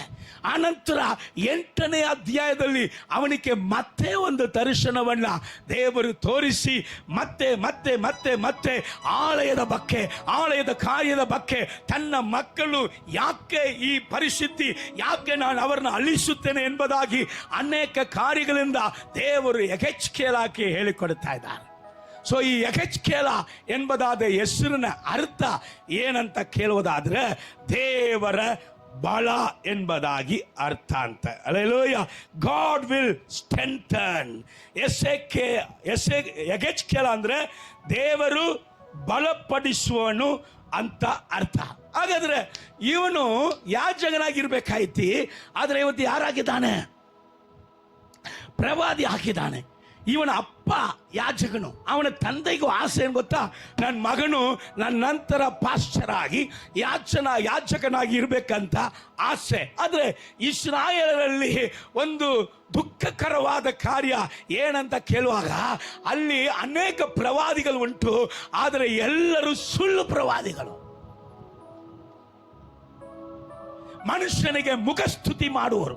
ನೀನು ಕರ್ತನ ಪಂದಿಯಲ್ಲಿಯೂ ಬಾಯಿ ಇಡಬಹುದು, ಅಲ್ಲಿ ಹೋಗಿ ಹಂದಿಯ ಪಂದಿಯಲ್ಲಿಯೂ ಬಾಯಿ ಇಡಬಹುದು ಎಂಬುದಾಗಿ ಹೇಳಿ ಸುಳ್ಳು ಪ್ರವಾದನೆ ಮಾಡುವಂತ ಸುಳ್ಳು ಪ್ರವಾದಿಗಳು. ದೇವರು ಹೇಳದೇ ಇದ್ದಿದ್ದನ್ನ ದೇವರು ನಿನಗೋಸ್ಕರ ಹೇಳಿದ್ದಾರೆ ಎಂಬುದಾಗಿ ಹೇಳಿ ದೇವರ ಎಚ್ಚರಿಕೆಯನ್ನ ಜನರಿಗೆ ಕೊಡದೆ, ಜನರು ಎಷ್ಟು ಪಾಪ ಮಾಡಿದ್ರು ಇವರು ಹೊಟ್ಟೆಯನ್ನ ತುಂಬಿಕೊಳ್ಳುವುದಕ್ಕಾಗಿ ಹೊಟ್ಟೆ ಪಾಕರಾಗಿ ಜನರಿಗೆ ಸುಳ್ಳು ಹೇಳುವಂತ ಸುಳ್ಳು ಪ್ರವಾದಿಗಳಾಗಿದ್ದಂತ ಕಾರಣ ದೇವರು ಯೆಹೆಜ್ಕೇಲನ್ನ ಕರೆಯುತ್ತಾರೆ. ಯೆಹೆಜ್ಕೇಲ, ನಿನ್ನಂತೆ ನಂಬಿಗಸ್ತನು ಇಲ್ಲಪ್ಪ, ನಿನ್ನ ಬಿಟ್ಟರೆ ನನ್ನ ಪ್ರವಾದಿ ಎಂಬುದಾಗಿ ಹೇಳುವುದಕ್ಕೆ ಒಬ್ಬನು ಇಲ್ಲ, ಸತ್ಯವಾಗಿ ನುಡಿಯುವಂತೆ ನೀನು ನನಗೆ ಬೇಕು ಎಂಬುದಾಗಿ ಅವನನ್ನ ಪ್ರವಾದಿಯಾಗಿ ದೇವರು ಮಾಡುತ್ತಾರೆ. ಇವನು ಎಂಥವನಂತರ ದೇವರಲ್ಲಿ ಬಲಿಷ್ಠವಾದ ನಂಬಿಗಸ್ತನಾಗಿದ್ದವನು, ತುಂಬಾ ನಂಬಿಗಸ್ತನು ಕರ್ತನಿಗೆ. ಅದು ಮಾತ್ರ ಅಲ್ಲ, ಇಸ್ರಾಯೇಲರ ಜನರಕ್ಕಾಗಿ ಮಧ್ಯಸ್ಥಿಗೆ ವಹಿಸಿಕೊಂಡು ಇಸ್ರಾಯೇಲರ ಜೀವನ ಪುನಃ ಕಟ್ಟಲ್ಪಡಬೇಕು, ಪುನಃ ನನ್ನ ಕರ್ತನ ಕಣ್ಣಲ್ಲಿ ಇಸ್ರಾಯೇಲರ ಮೇಲೆ ಕನಿಕರ ಬರಬೇಕು, ಪುನಃ ದೇವರು ಇವರನ್ನು ಹೇಗಾದರೂ ಸ್ಥಾಪಿಸಬೇಕು, ಎಬ್ಬಿಸಬೇಕು, ನಿಲ್ಲಿಸಬೇಕು, ಅಭಿಷೇಕಿಸಬೇಕು ಎಂಬುದಾಗಿ ತನ್ನ ಜನರಿಗಾಗಿ ಕೋಲಾಡಿ ಪ್ರಾರ್ಥಿಸುವಂತ ಒಂದು ವ್ಯಕ್ತಿಯಾಗಿದ್ದ. ಇಸ್ರಾಯೇಲರ ಜನ ಅಂದ್ರೆ ದೇವರ ಸ್ವರ್ಗೀಯ ಪ್ರಜೆ ಇದ್ದಾನೆ, ದೇವರಿಂದ ಆಶೀರ್ವದಿಸಲ್ಪಟ್ಟಂತ ಜನಾಂಗಗಳು ತಾನೆ. ಇವರು ಶಾಪಗ್ರಸ್ತರಾಗಿ ಯಾಕಾದರೂ ಇವರು ಶಾಪಗ್ರಸ್ತರಾಗಿ ಆಗಬೇಕಾದ ಅವಶ್ಯ ಏನಾಯ್ತಂದ್ರೆ, ದೇವರು ಯೆಹೆಜ್ಕೇಲ ಹತ್ರ ಮಾತಾಡುವಂತ ಕೆಲವೊಂದು ಮಾತುಗಳನ್ನ ಹೇಳಿ ಒಂದು 15 ನಿಮಿಷ ಇದೆ, ಚೆನ್ನಾಗಿ ಗಮನಿಸಿ. ನಾನು ಪ್ರಸಂಗ ಮುಗಿಸುವುದಿಗೆ 15 ನಿಮಿಷದಲ್ಲಿ ಪ್ರಸಂಗವನ್ನು ಮುಗಿಸ್ಬಿಡ್ತೀನಿ. ನಿಮ್ಮ ಗಮನಗಳನ್ನು ಚದರಿಸಬೇಡ, ಇಲ್ಲಿ ಗಮನಿಸಿರಿ. ದೇವರೇ ಇವತ್ತು ಕ್ರೈಸ್ತನ ಕುಟುಂಬದಲ್ಲಿ ಯಾಕೆ ಮರಣ, ಕ್ರೈಸ್ತನ ಕುಟುಂಬದಲ್ಲಿ ಯಾಕೆ ಸಾಲದ ಮೇಲೆ ಸಾಲ, ಕ್ರೈಸ್ತನ ಕುಟುಂಬದಲ್ಲಿ ಯಾಕೆ ಡೈವರ್ಸ್, ಕ್ರೈಸ್ತನ ಕುಟುಂಬದಲ್ಲಿ ಇವತ್ತು ಯಾಕೆ ನಡಿಬಾರದಂತ ಅಪಮಾನಗಳು ನಿಂದೆಗಳು ಯಾಕೆ ಬರುತ್ತದೆ, ಯಾಕೆ ದೇವರ ಶಾಪ ಕ್ರೈಸ್ತನ ಕುಟುಂಬದ ಮೇಲೆ ಇದೆ ಅಂದ್ರೆ ಅವರು ಏನ್ ಮಾಡಿದ್ರು ಎಂಬುದಾಗಿ ದೇವರು ಹೃದಯ ಬಿಚ್ಚಿ ಹೇಳುವುದನ್ನ ಸ್ವಲ್ಪ ನಾವು ಗಮನಿಸಲಿಕ್ಕಿದ್ದೇವೆ. ಯೆಹೆಜ್ಕೇಲ ಪ್ರವಾದನೆ ಪುಸ್ತಕ 9ನೇ ಅಧ್ಯಾಯ 8ನೇ ವಾಕ್ಯದಿಂದ 10ನೇ ವಾಕ್ಯ ತನಕ ಓದು ಮಗಳೇ. ಅವರು ಹೊಡೆಯುತ್ತಿರುವಾಗ ಈಗ ಇದಕ್ಕೆ ಮುಂಚೆ ಒಂದು ದರ್ಶನ, ಇದು ಸ್ವಲ್ಪ ಗಮನಿಸ್ರಿ. ಪರಲೋಕದಿಂದ ಒಬ್ಬ ದೇವದೂತನನ್ನ ಕಳಿಸ್ತಾರೆ ಭೂಮಿಗೆ. ಅವನಿಗೆ ಏನು ಹೇಳಲ್ಪಡುತ್ತದಂದ್ರೆ, ಅವನ ಕೈಯಲ್ಲಿ ಒಂದು ಇಂಗ್ ಬಾಟಿಲ್ ತರ ಇದೆ, ಅವನ ಕೈಯಲ್ಲಿ ಏನೋ ಅವರನ್ನ ಗುರುತಿಸುವುದಿಗೆ ಒಂದು ಮುದ್ರೆ ಇದೆ. ಅವನಿಗೆ ಹೇಳಲ್ಪಡುತ್ತದೆ, ಯಾರೆಲ್ಲ ಪ್ರಾರ್ಥಿಸುತ್ತಾರೋ, ಯಾರೆಲ್ಲ ಗೋಳಾಡಿ ಪ್ರಾರ್ಥಿಸುತ್ತಾರೋ ಅವರ ಹಣೆ ಮೇಲೆ ಏನ್ ಮಾಡು, ಮುದ್ರೆ ಹಾಕಪ್ಪ, ಮುದ್ರಿಸಪ್ಪ ಅಂತ ಹೇಳಿ ಅವನನ್ನ ಕಳಿಸ್ತಾರೆ. ಕಳಿಸುವಾಗ ಹೇಳ್ತಾರೆ, ಯಾರೆಲ್ಲ ಪ್ರಾರ್ಥನೆ ಮಾಡಿಲ್ವೋ ಅವರನ್ನ ಏನ್ ಮಾಡು, ಸಂಹರಿಸು. ಅವನು ಅಜ್ಜನಾಗಿದ್ದನು ಬಿಡಬೇಡ, ಅಜ್ಜಿಯಾಗಿದ್ದನು ಬಿಡಬೇಡ, ಅವನು ಯವನ ಪುರುಷನಾಗಿದ್ದನು ಬಿಡಬೇಡ, ಸ್ತ್ರೀಯಾಗಿದ್ದನು ಬಿಡಬೇಡ, ಅವನು ಯವನಸ್ಥನಾಗಿದ್ದನು ಬಿಡಬೇಡ, ಯವನಸ್ಥಿ ಆಗಿದ್ದನು ಬಿಡಬೇಡ, ಕೂಸಾಗಿದ್ದನು ಬಿಡಬೇಡ, ಕತ್ತರಿಸು ಅಂತ ಒಂದು ವಾಣಿ, ಒಂದು ಶಬ್ದ ಆ ದೂತನಿಗೆ ಕೊಡಲ್ಪಡುತ್ತದೆ. ಆ ದೂತನು ಇಳಿದು ಬಂದು ಇವನ್ ಕಾಣುತ್ತಾ ಇರುವಾಗ ಅವನು ಎಲ್ಲರನ್ನು ಕೂಡ ಸಂಹರಿಸುತ್ತಾ ಇದ್ದಾನೆ. ಅವಾಗ ಯೆಹೆಜ್ಕೇಲ ದರ್ಶನದಲ್ಲಿ ಗೋಳಾಡುವಂತ ಒಂದು ಕಾರ್ಯವನ್ನ ಅಲ್ಲಿ ಬರೆದಿದ್ದಾನೆ, ಗಮನಿಸೋಣ. ಅವರು ಹೊಡೆಯುತ್ತಿರುವಾಗ ಅಲ್ಲಿ ಒಂಟಿಗನಾಗಿ ಉಳಿದ ನಾನು ಅಡ್ಡ ಬಿದ್ದು, ಅಯ್ಯೋ ಕರ್ತನಾದ ಯೆಹೋವನೇ. ಅವರು ಹೊಡೆಯುತ್ತಿರುವಾಗ ಒಂಟಿಗನಾಗಿ ಬಿದ್ದೀನಿ ಸರ್. ಇಸ್ರಾಯೇಲ್ ದೇಶದಲ್ಲಿ ಯೆಹೆಜ್ಕೇಲ ಮಾತ್ರ ಒಂಟಿಗನಾಗಿದ್ದಾನೆ. ಯಾರ ಮೇಲೆಲ್ಲ ದೇವರು ಗುರುತಾಕಂದ್ರು, ಪ್ರಾರ್ಥಿಸುವವನ ಎಲ್ಲರ ಮೇಲೆ ಯೆಹೆಜ್ಕೇಲನ ಬಿಟ್ಟು ಪ್ರಾರ್ಥಿಸುವವರು ಯಾರಿಲ್ವಾ? ಇವನ್ ಮಾತ್ರ ಒಂಟಿಕನಾಗಿದ್ದಾನೆ. ಎಲ್ಲರೂ ಕತ್ತರಿಸಲ್ಪಡ್ತಾ ಇದ್ದಾರೆ. ದೇವ ಸೇವಕರು ಬಂದು ಪ್ರವಾದನೆಯಾಗಿ ಹೇಳಿ ಹೋಗಿದರು, ಇದು ಪ್ರಾರ್ಥನೆ ಮಾಡುವುದಕ್ಕಾಗಿ ಕರೆಯಲ್ಪಟ್ಟಂತ ಗುಂಬ. ಇದು ಮಾತ್ರ ಅಲ್ಲದೆ ನನ್ನ ಸಂದೇಶವನ್ನು ಕೇಳುವಂತ ಎಂತ ಕ್ರೈಸ್ತನು ಪ್ರಾರ್ಥಿಸದೆ ಹೋಗುವುದಾದರೆ ಅವನ ಜೀವನದಲ್ಲಿ ಏನು ಅವನು ಇಟ್ಟುಕೊಳ್ಳಕ್ಕೆ ಸಾಧ್ಯ ಇಲ್ಲ. ಅವನ ಜೀವಿತದಲ್ಲಿ ಸುಖವನ್ನ ಕಾಪಾಡಿಕೊಳ್ಳಕ್ಕೆ ಸಾಧ್ಯ ಇಲ್ಲ. ಪ್ರಾರ್ಥನೆ ತುಂಬಾ ಅವಶ್ಯ. ಒಂದು ಕಾಲ ಬರುತ್ತೆ, ಪ್ರಾರ್ಥಿಸುವನ ಮೇಲೆ ಮಾತ್ರ ಗುರುತಿಸುತ್ತಾರೆ. ನಾವು ಬೆಳಗ್ಗೆ 5:15 ಹೋಗಿ ಯವನಸ್ತರ ಮಕ್ಕಳನ್ನ ಎಬ್ಬಿಸಿ ಪ್ರಾರ್ಥನೆ ನಡೆಸುವುದಕ್ಕಾಗಿ ಹೋಗಿದ್ದೇವೆ. ಈಗ ನಡೀತಾ ಇದೆ 1-2 ವಾರವಾಗಿ. ಮೊದಲು ಅವರೇ ಮಾಡ್ತಾ ಇದ್ರು, ಮತ್ತೆ ಅವ್ರು ಮಾಡುವುದನ್ನ ಸ್ವಲ್ಪ ಸೈತಾನ್ ಸ್ಟಾಪ್ ಮಾಡಿದನು. ಆಮೇಲೆ ಅವರನ್ನ ಎಬ್ಬಿಸಿ ಸ್ವಲ್ಪ ಅವರಿಗೆ ಪ್ರಾರ್ಥನೆಯಲ್ಲಿ ತರಬೇಕಂದ್ರೆ ನಾನು ಹೋಗ್ತಾ ಇದ್ದೀನಿ. ನಾನು ಅಲ್ಲಿ ಪ್ರಾರ್ಥನೆ ನಡೆಸೋಕೆ ಹೋಗಿದ್ದು ಯಾರಿಗೋಸ್ಕರ ಅಂದ್ರೆ ಟೀನೇಜ್ಗೆ, ಯೂತ್ಗೆ. ಆದರೆ ಆ ಪ್ರಾರ್ಥನೆ 5:15 ಇನ್ನು 1ನೇ ಕ್ಲಾಸು UKG ಹುಡುಗರು ಮಕ್ಕಳು ಬಂದು ಕೂತಾರೆ. ಆಶ್ಚರ್ಯ ಏನಪ್ಪ, ದೊಡ್ಡವರೆಲ್ಲ ನಿದ್ದೆ ಮಾಡುವಾಗ ಈ ಸಣ್ಣ ಸಣ್ಣ ಕೂಸುಗಳು ಎದ್ದು ಪ್ರಾರ್ಥನೆಗೆ ಬಂದಿದೆ ಅಂತ ಭಯಂಕರ ಖುಷಿ. ಕೆಲವರು ಕೇಳ್ತಾರೆ, ಹೌದಾ ಅಂಥವರು ಕೂಡ ಪ್ರಾರ್ಥನೆಗೆ ಬಂದ್ರ? ಹಂಗಂದ್ರೆ ಅವ್ರು ಬಂದು ನಿದ್ದೆ ಮಾಡಿದ್ರ? ನೀನ್ ಮಾಡ್ತೀನಿದ್ದೆ. ನಾನು ಹೇಳಿದೆ ನೀನ್ ಮಾಡ್ತೀನಿದ್ದೆ, ಅವ್ರು ಮಾಡಿಲ್ಲ ನಿದ್ದೆ. Hallelujah, hallelujah. ಹೋದ ವಾರ ಹೇಳಿದ್ದು, 11ನೇ ಆನಿವರ್ಸರಿಯಲ್ಲಿ ಹೇಳಿದ್ದು, ಇವತ್ತು ಹೇಳೋಣ. ಋಷಿಗಳು ಎಷ್ಟು ಗಂಟೆಗೆ ಎದ್ದೇಳ್ತಾರಂದೆ? 3 ಗಂಟೆಗೆ. ಜ್ಞಾನವಂತರು ಎಷ್ಟು ಗಂಟೆಗೆ ಎದ್ದೇಳ್ತಾರಂದೆ? 4 ಗಂಟೆಗೆ. ಅರಿವು ಉಳ್ಳವರು ಎಷ್ಟು ಗಂಟೆಗೆ ಎದ್ದೇಳ್ತಾರಂದೆ? 5 ಗಂಟೆಗೆ. ಮನುಷ್ಯರು ಎಷ್ಟು ಗಂಟೆಗೆ ಎದ್ದೇಳ್ತಾರಂದೆ? 6 ಗಂಟೆಗೆ. ಎಮ್ಮೆಗಳು ಎಷ್ಟು ಗಂಟೆಗೆ ಎದ್ದೇಳ್ತದಂದೆ? ಈಗ ಪಕ್ಕದಲ್ಲಿ ಕೈಗೊಟ್ಟಿ ಹೇಳ್ರಿ, ನೀವು ಎಷ್ಟು ಗಂಟೆಗೆ ಹೇಳ್ತೀರಂತ ಅವ್ರಿಗೆ ಹೇಳ್ರಿ. ಹೇಳ್ರಿ, ನೀವು ಎಷ್ಟು ಗಂಟೆಗೆ ಎದ್ದೇಳ್ತೀರಾ? ಹಲ್ಲೆಲೂಯ. ಹೇಳಿದಾರ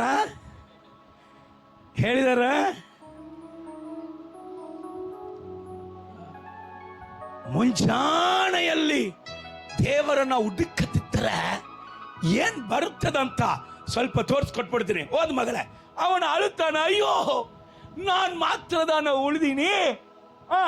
ಅಡ್ಡ ಬಿದ್ದು ಅಯ್ಯೋ ಕರ್ತನಾದ ಯೆಹೋವನೇ, ನೀನು ಯೆರೂಸಲೇಮಿನ ಮೇಲೆ ನಿನ್ನ ಕೋಪಾಗ್ನಿಯನ್ನು ಹೊಯ್ದು, ಈ ಯೆರೂಸಲೇಮಿನ ಮೇಲೆ ನಿನ್ನ ಕೋಪಾಗ್ನಿಯನ್ನು ಹೊಯ್ದು ಇಸ್ರಾಯೇಲಿನ ಶೇಷವನ್ನೆಲ್ಲ, ಇಸ್ರಾಯೇಲರ ಶ್ರೇಷ್ಠವನ್ನೆಲ್ಲ ನಾಶ ಮಾಡುವೆಯಾ ಎಂದು ಮೊರೆ ಇಡಲು, ನೀ ನಾಶ ಮಾಡಿಬಿಡ್ತೀಯೋ ಈ ದರ್ಶನಕ್ಕೆ ಅದು ತಾನೇ ಅರ್ಥ ಅಂತ ಅವನ ಅಳುತ್ತಾ ಇರಲು, ಆತನು ದೇವರು ನನಗೆ ಇಸ್ರಾಯೇಲ್ ಮತ್ತು ಯೆಹೂದ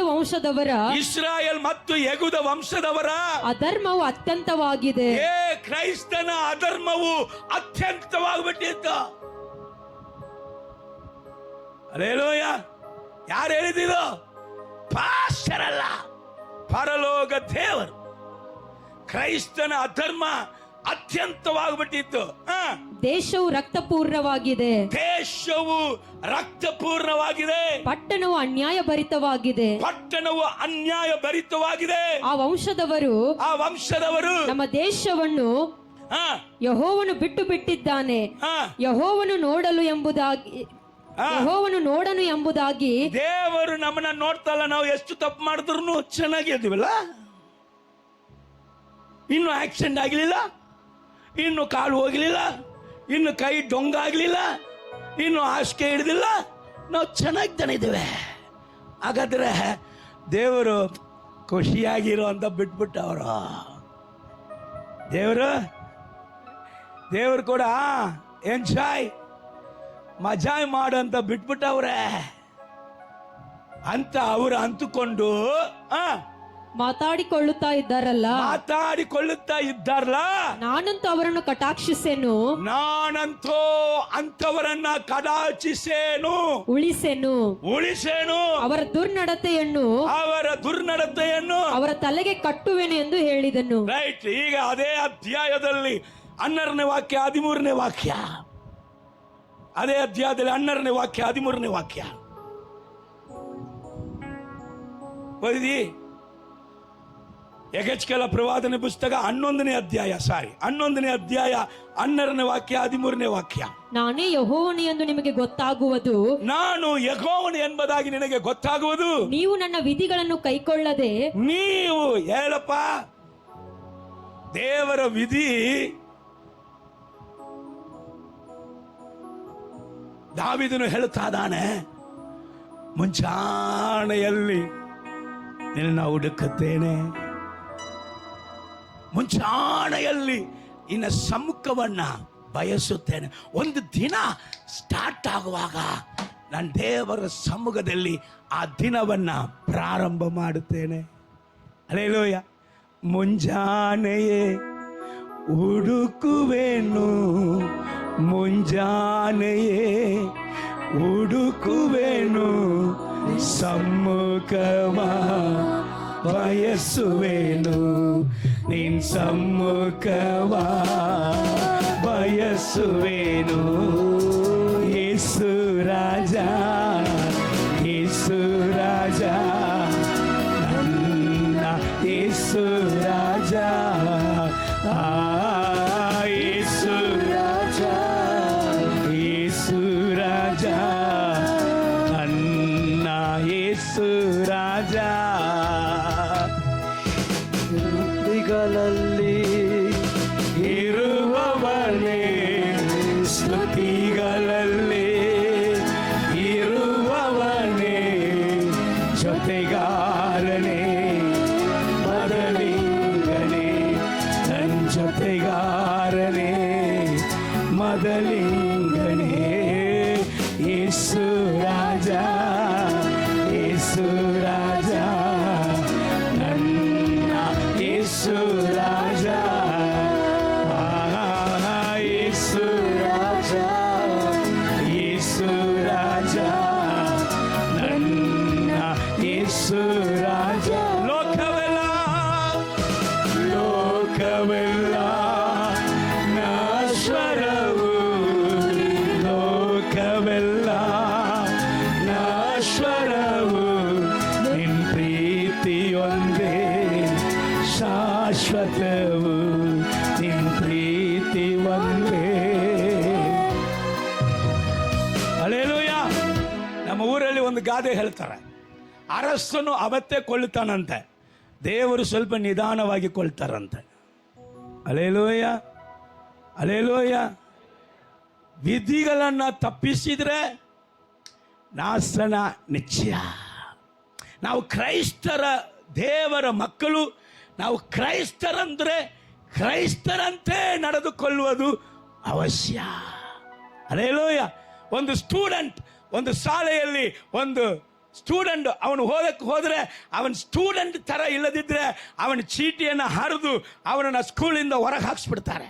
ಒಂದು ಕಂಪನಿಯಲ್ಲಿ ಅವನು ಒಂದು ಕೆಲಸದವನಾಗಿ ಅವನು ಹೋಗಿದರೆ ಆ ಕಂಪನಿಗೆ ಸರಿಯಾದ ವ್ಯಕ್ತಿಯಾಗಿದ್ದರೆ ಅವನ ಪೊಸಿಷನ್ ಒಂದರ ಮೇಲೆ ಹೋಗ್ತಾ ಇರ್ತದೆ. ಒಂದು ವೇಳೆ ಅವನು ಆ ಕೆಲಸಕ್ಕೆ ಯೋಗ್ಯನಾಗಿ ನಡೆದುಕೊಳ್ಳದಿದ್ದರೆ ಅವನ ಓನರ್ ಅವನನ್ನ ಕುತ್ತಿಗೆ ಹಿಡಿದು ಹೊರಗೆ ಹಾಕ್ಸ್ಬಿಡ್ತಾವ. ನಾವು ಕ್ರೈಸ್ತರು, ನಾವು ಪ್ರಾರ್ಥಿಸುವವರು, ನಾವು ಆರಾಧಿಸುವವರು, ನಾವು ನಮ್ಮ ದೇವರ ವಾಕ್ಯದ ಪ್ರಕಾರವೇ ನಡೆಯುವುದಕ್ಕಾಗಿ ಕರೆಯಲ್ಪಟ್ಟವರು. ಆತನು ಪರಿಶುದ್ಧನಾಗಿ ಇರುವ ಪ್ರಕಾರ ನಾವು ಪರಿಶುದ್ಧರಾಗಿ ಜೀವಿಸುವುದಕ್ಕಾಗಿ ಕರೆಯಲ್ಪಟ್ಟವರು. ಇವರು ಪ್ರಾರ್ಥಿಸದೆ, ಆರಾಧಿಸದೆ, ಸತ್ಯ ವೇದಗಳನ್ನು ಓದದೆ, ಸತ್ಯ ವೇದಗಳನ್ನೇ ನಡೆಯದೇ ಇರುವಾಗ ದೇವರಲ್ಲಿ ಏನು ಹೇಳ್ತಾರೆ? ಓದ್ ಮಗಳೇ, ನೀವು ನನ್ನ ವಿಧಿಗಳನ್ನು ಕೈಕೊಳ್ಳದೆ, ನನ್ನ ವಿಧಿಗಳನ್ನು ಕೈಕೊಳ್ಳದೆ, ನನ್ನ ನಿಯಮಗಳನ್ನು ಅನುಸರಿಸದೆ, ನಿಮ್ಮ ಸುತ್ತಲಿನ ಜನಾಂಗಗಳ ಆಚಾರಗಳನ್ನೇ ಯಾರು ನೋಡಿ ಯಾರು ಕಲಿಬೇಕ? ಯಾರು ನೋಡಿ ಯಾರು ಕಲಿಬೇಕು? ದೇವರ ಮಹಿಮೆ ತುಂಬಿದಂತ ದೇವ ಮನುಷ್ಯನ ನೋಡಿ ಲೋಕ ಕಲಿಬೇಕಾ? ಲೋಕವನ್ನ ನೋಡಿ ನೀ ಕಲಿಬೇಕಾ? ಈ ದೇವರ ಮಹಿಮೆಯನ್ನು ಇವರು ಕಳಕೊಂಡಿದ್ದಕ್ಕೆ ಕಾರಣ ಏನು? ದೇವರ ನಡತೆಗಳನ್ನ, ದೇವರ ಮಹಿಮೆಯನ್ನ ಜನರಿಗೆ ಹೇಳಿಕೊಡ್ಬೇಕಾದವನು ಇವತ್ತು ಲೋಕದ ಜನರಂತೆ ತನ್ನನ್ನ ಬದಲಾಯಿಸಿಕೊಂಡಾನೆ. ಲೋಕದವರ ಮಾತನ್ನ ಕೇಳಿ ಲೋಕದವರಂತೆ ಪ್ರಾಪಂಚಿಕರಂತೆ ನಡೆದುಕೊಂಡಾನೆ. ಜನಾಂಗಗಳ ಆಚಾರಗಳನ್ನು ಅನುಸರಿಸಿದ್ದರಿಂದ, ಅವರ ಆಚಾರ ವಿಚಾರಗಳನ್ನು ಅನುಸರಿಸಿ, ನಮ್ಮ ಊರಾಗ ಹೇಳ್ತಾರೆ ಕಟ್ಟೆಯಲ போவே. ಕಟ್ಟೆಯಲ போ, உங்களுக்கு ತಮಿಳ್ ನಿಮಗೆ ಅರ್ಥ ಆಗಲಿಲ್ಲ, ಚಟ್ಟದಲ್ಲಿ ಹೋಗಲಿ ಅಂತ. ಲೋಕದ ಆಚಾರ ವಿಚಾರಗಳೆಲ್ಲ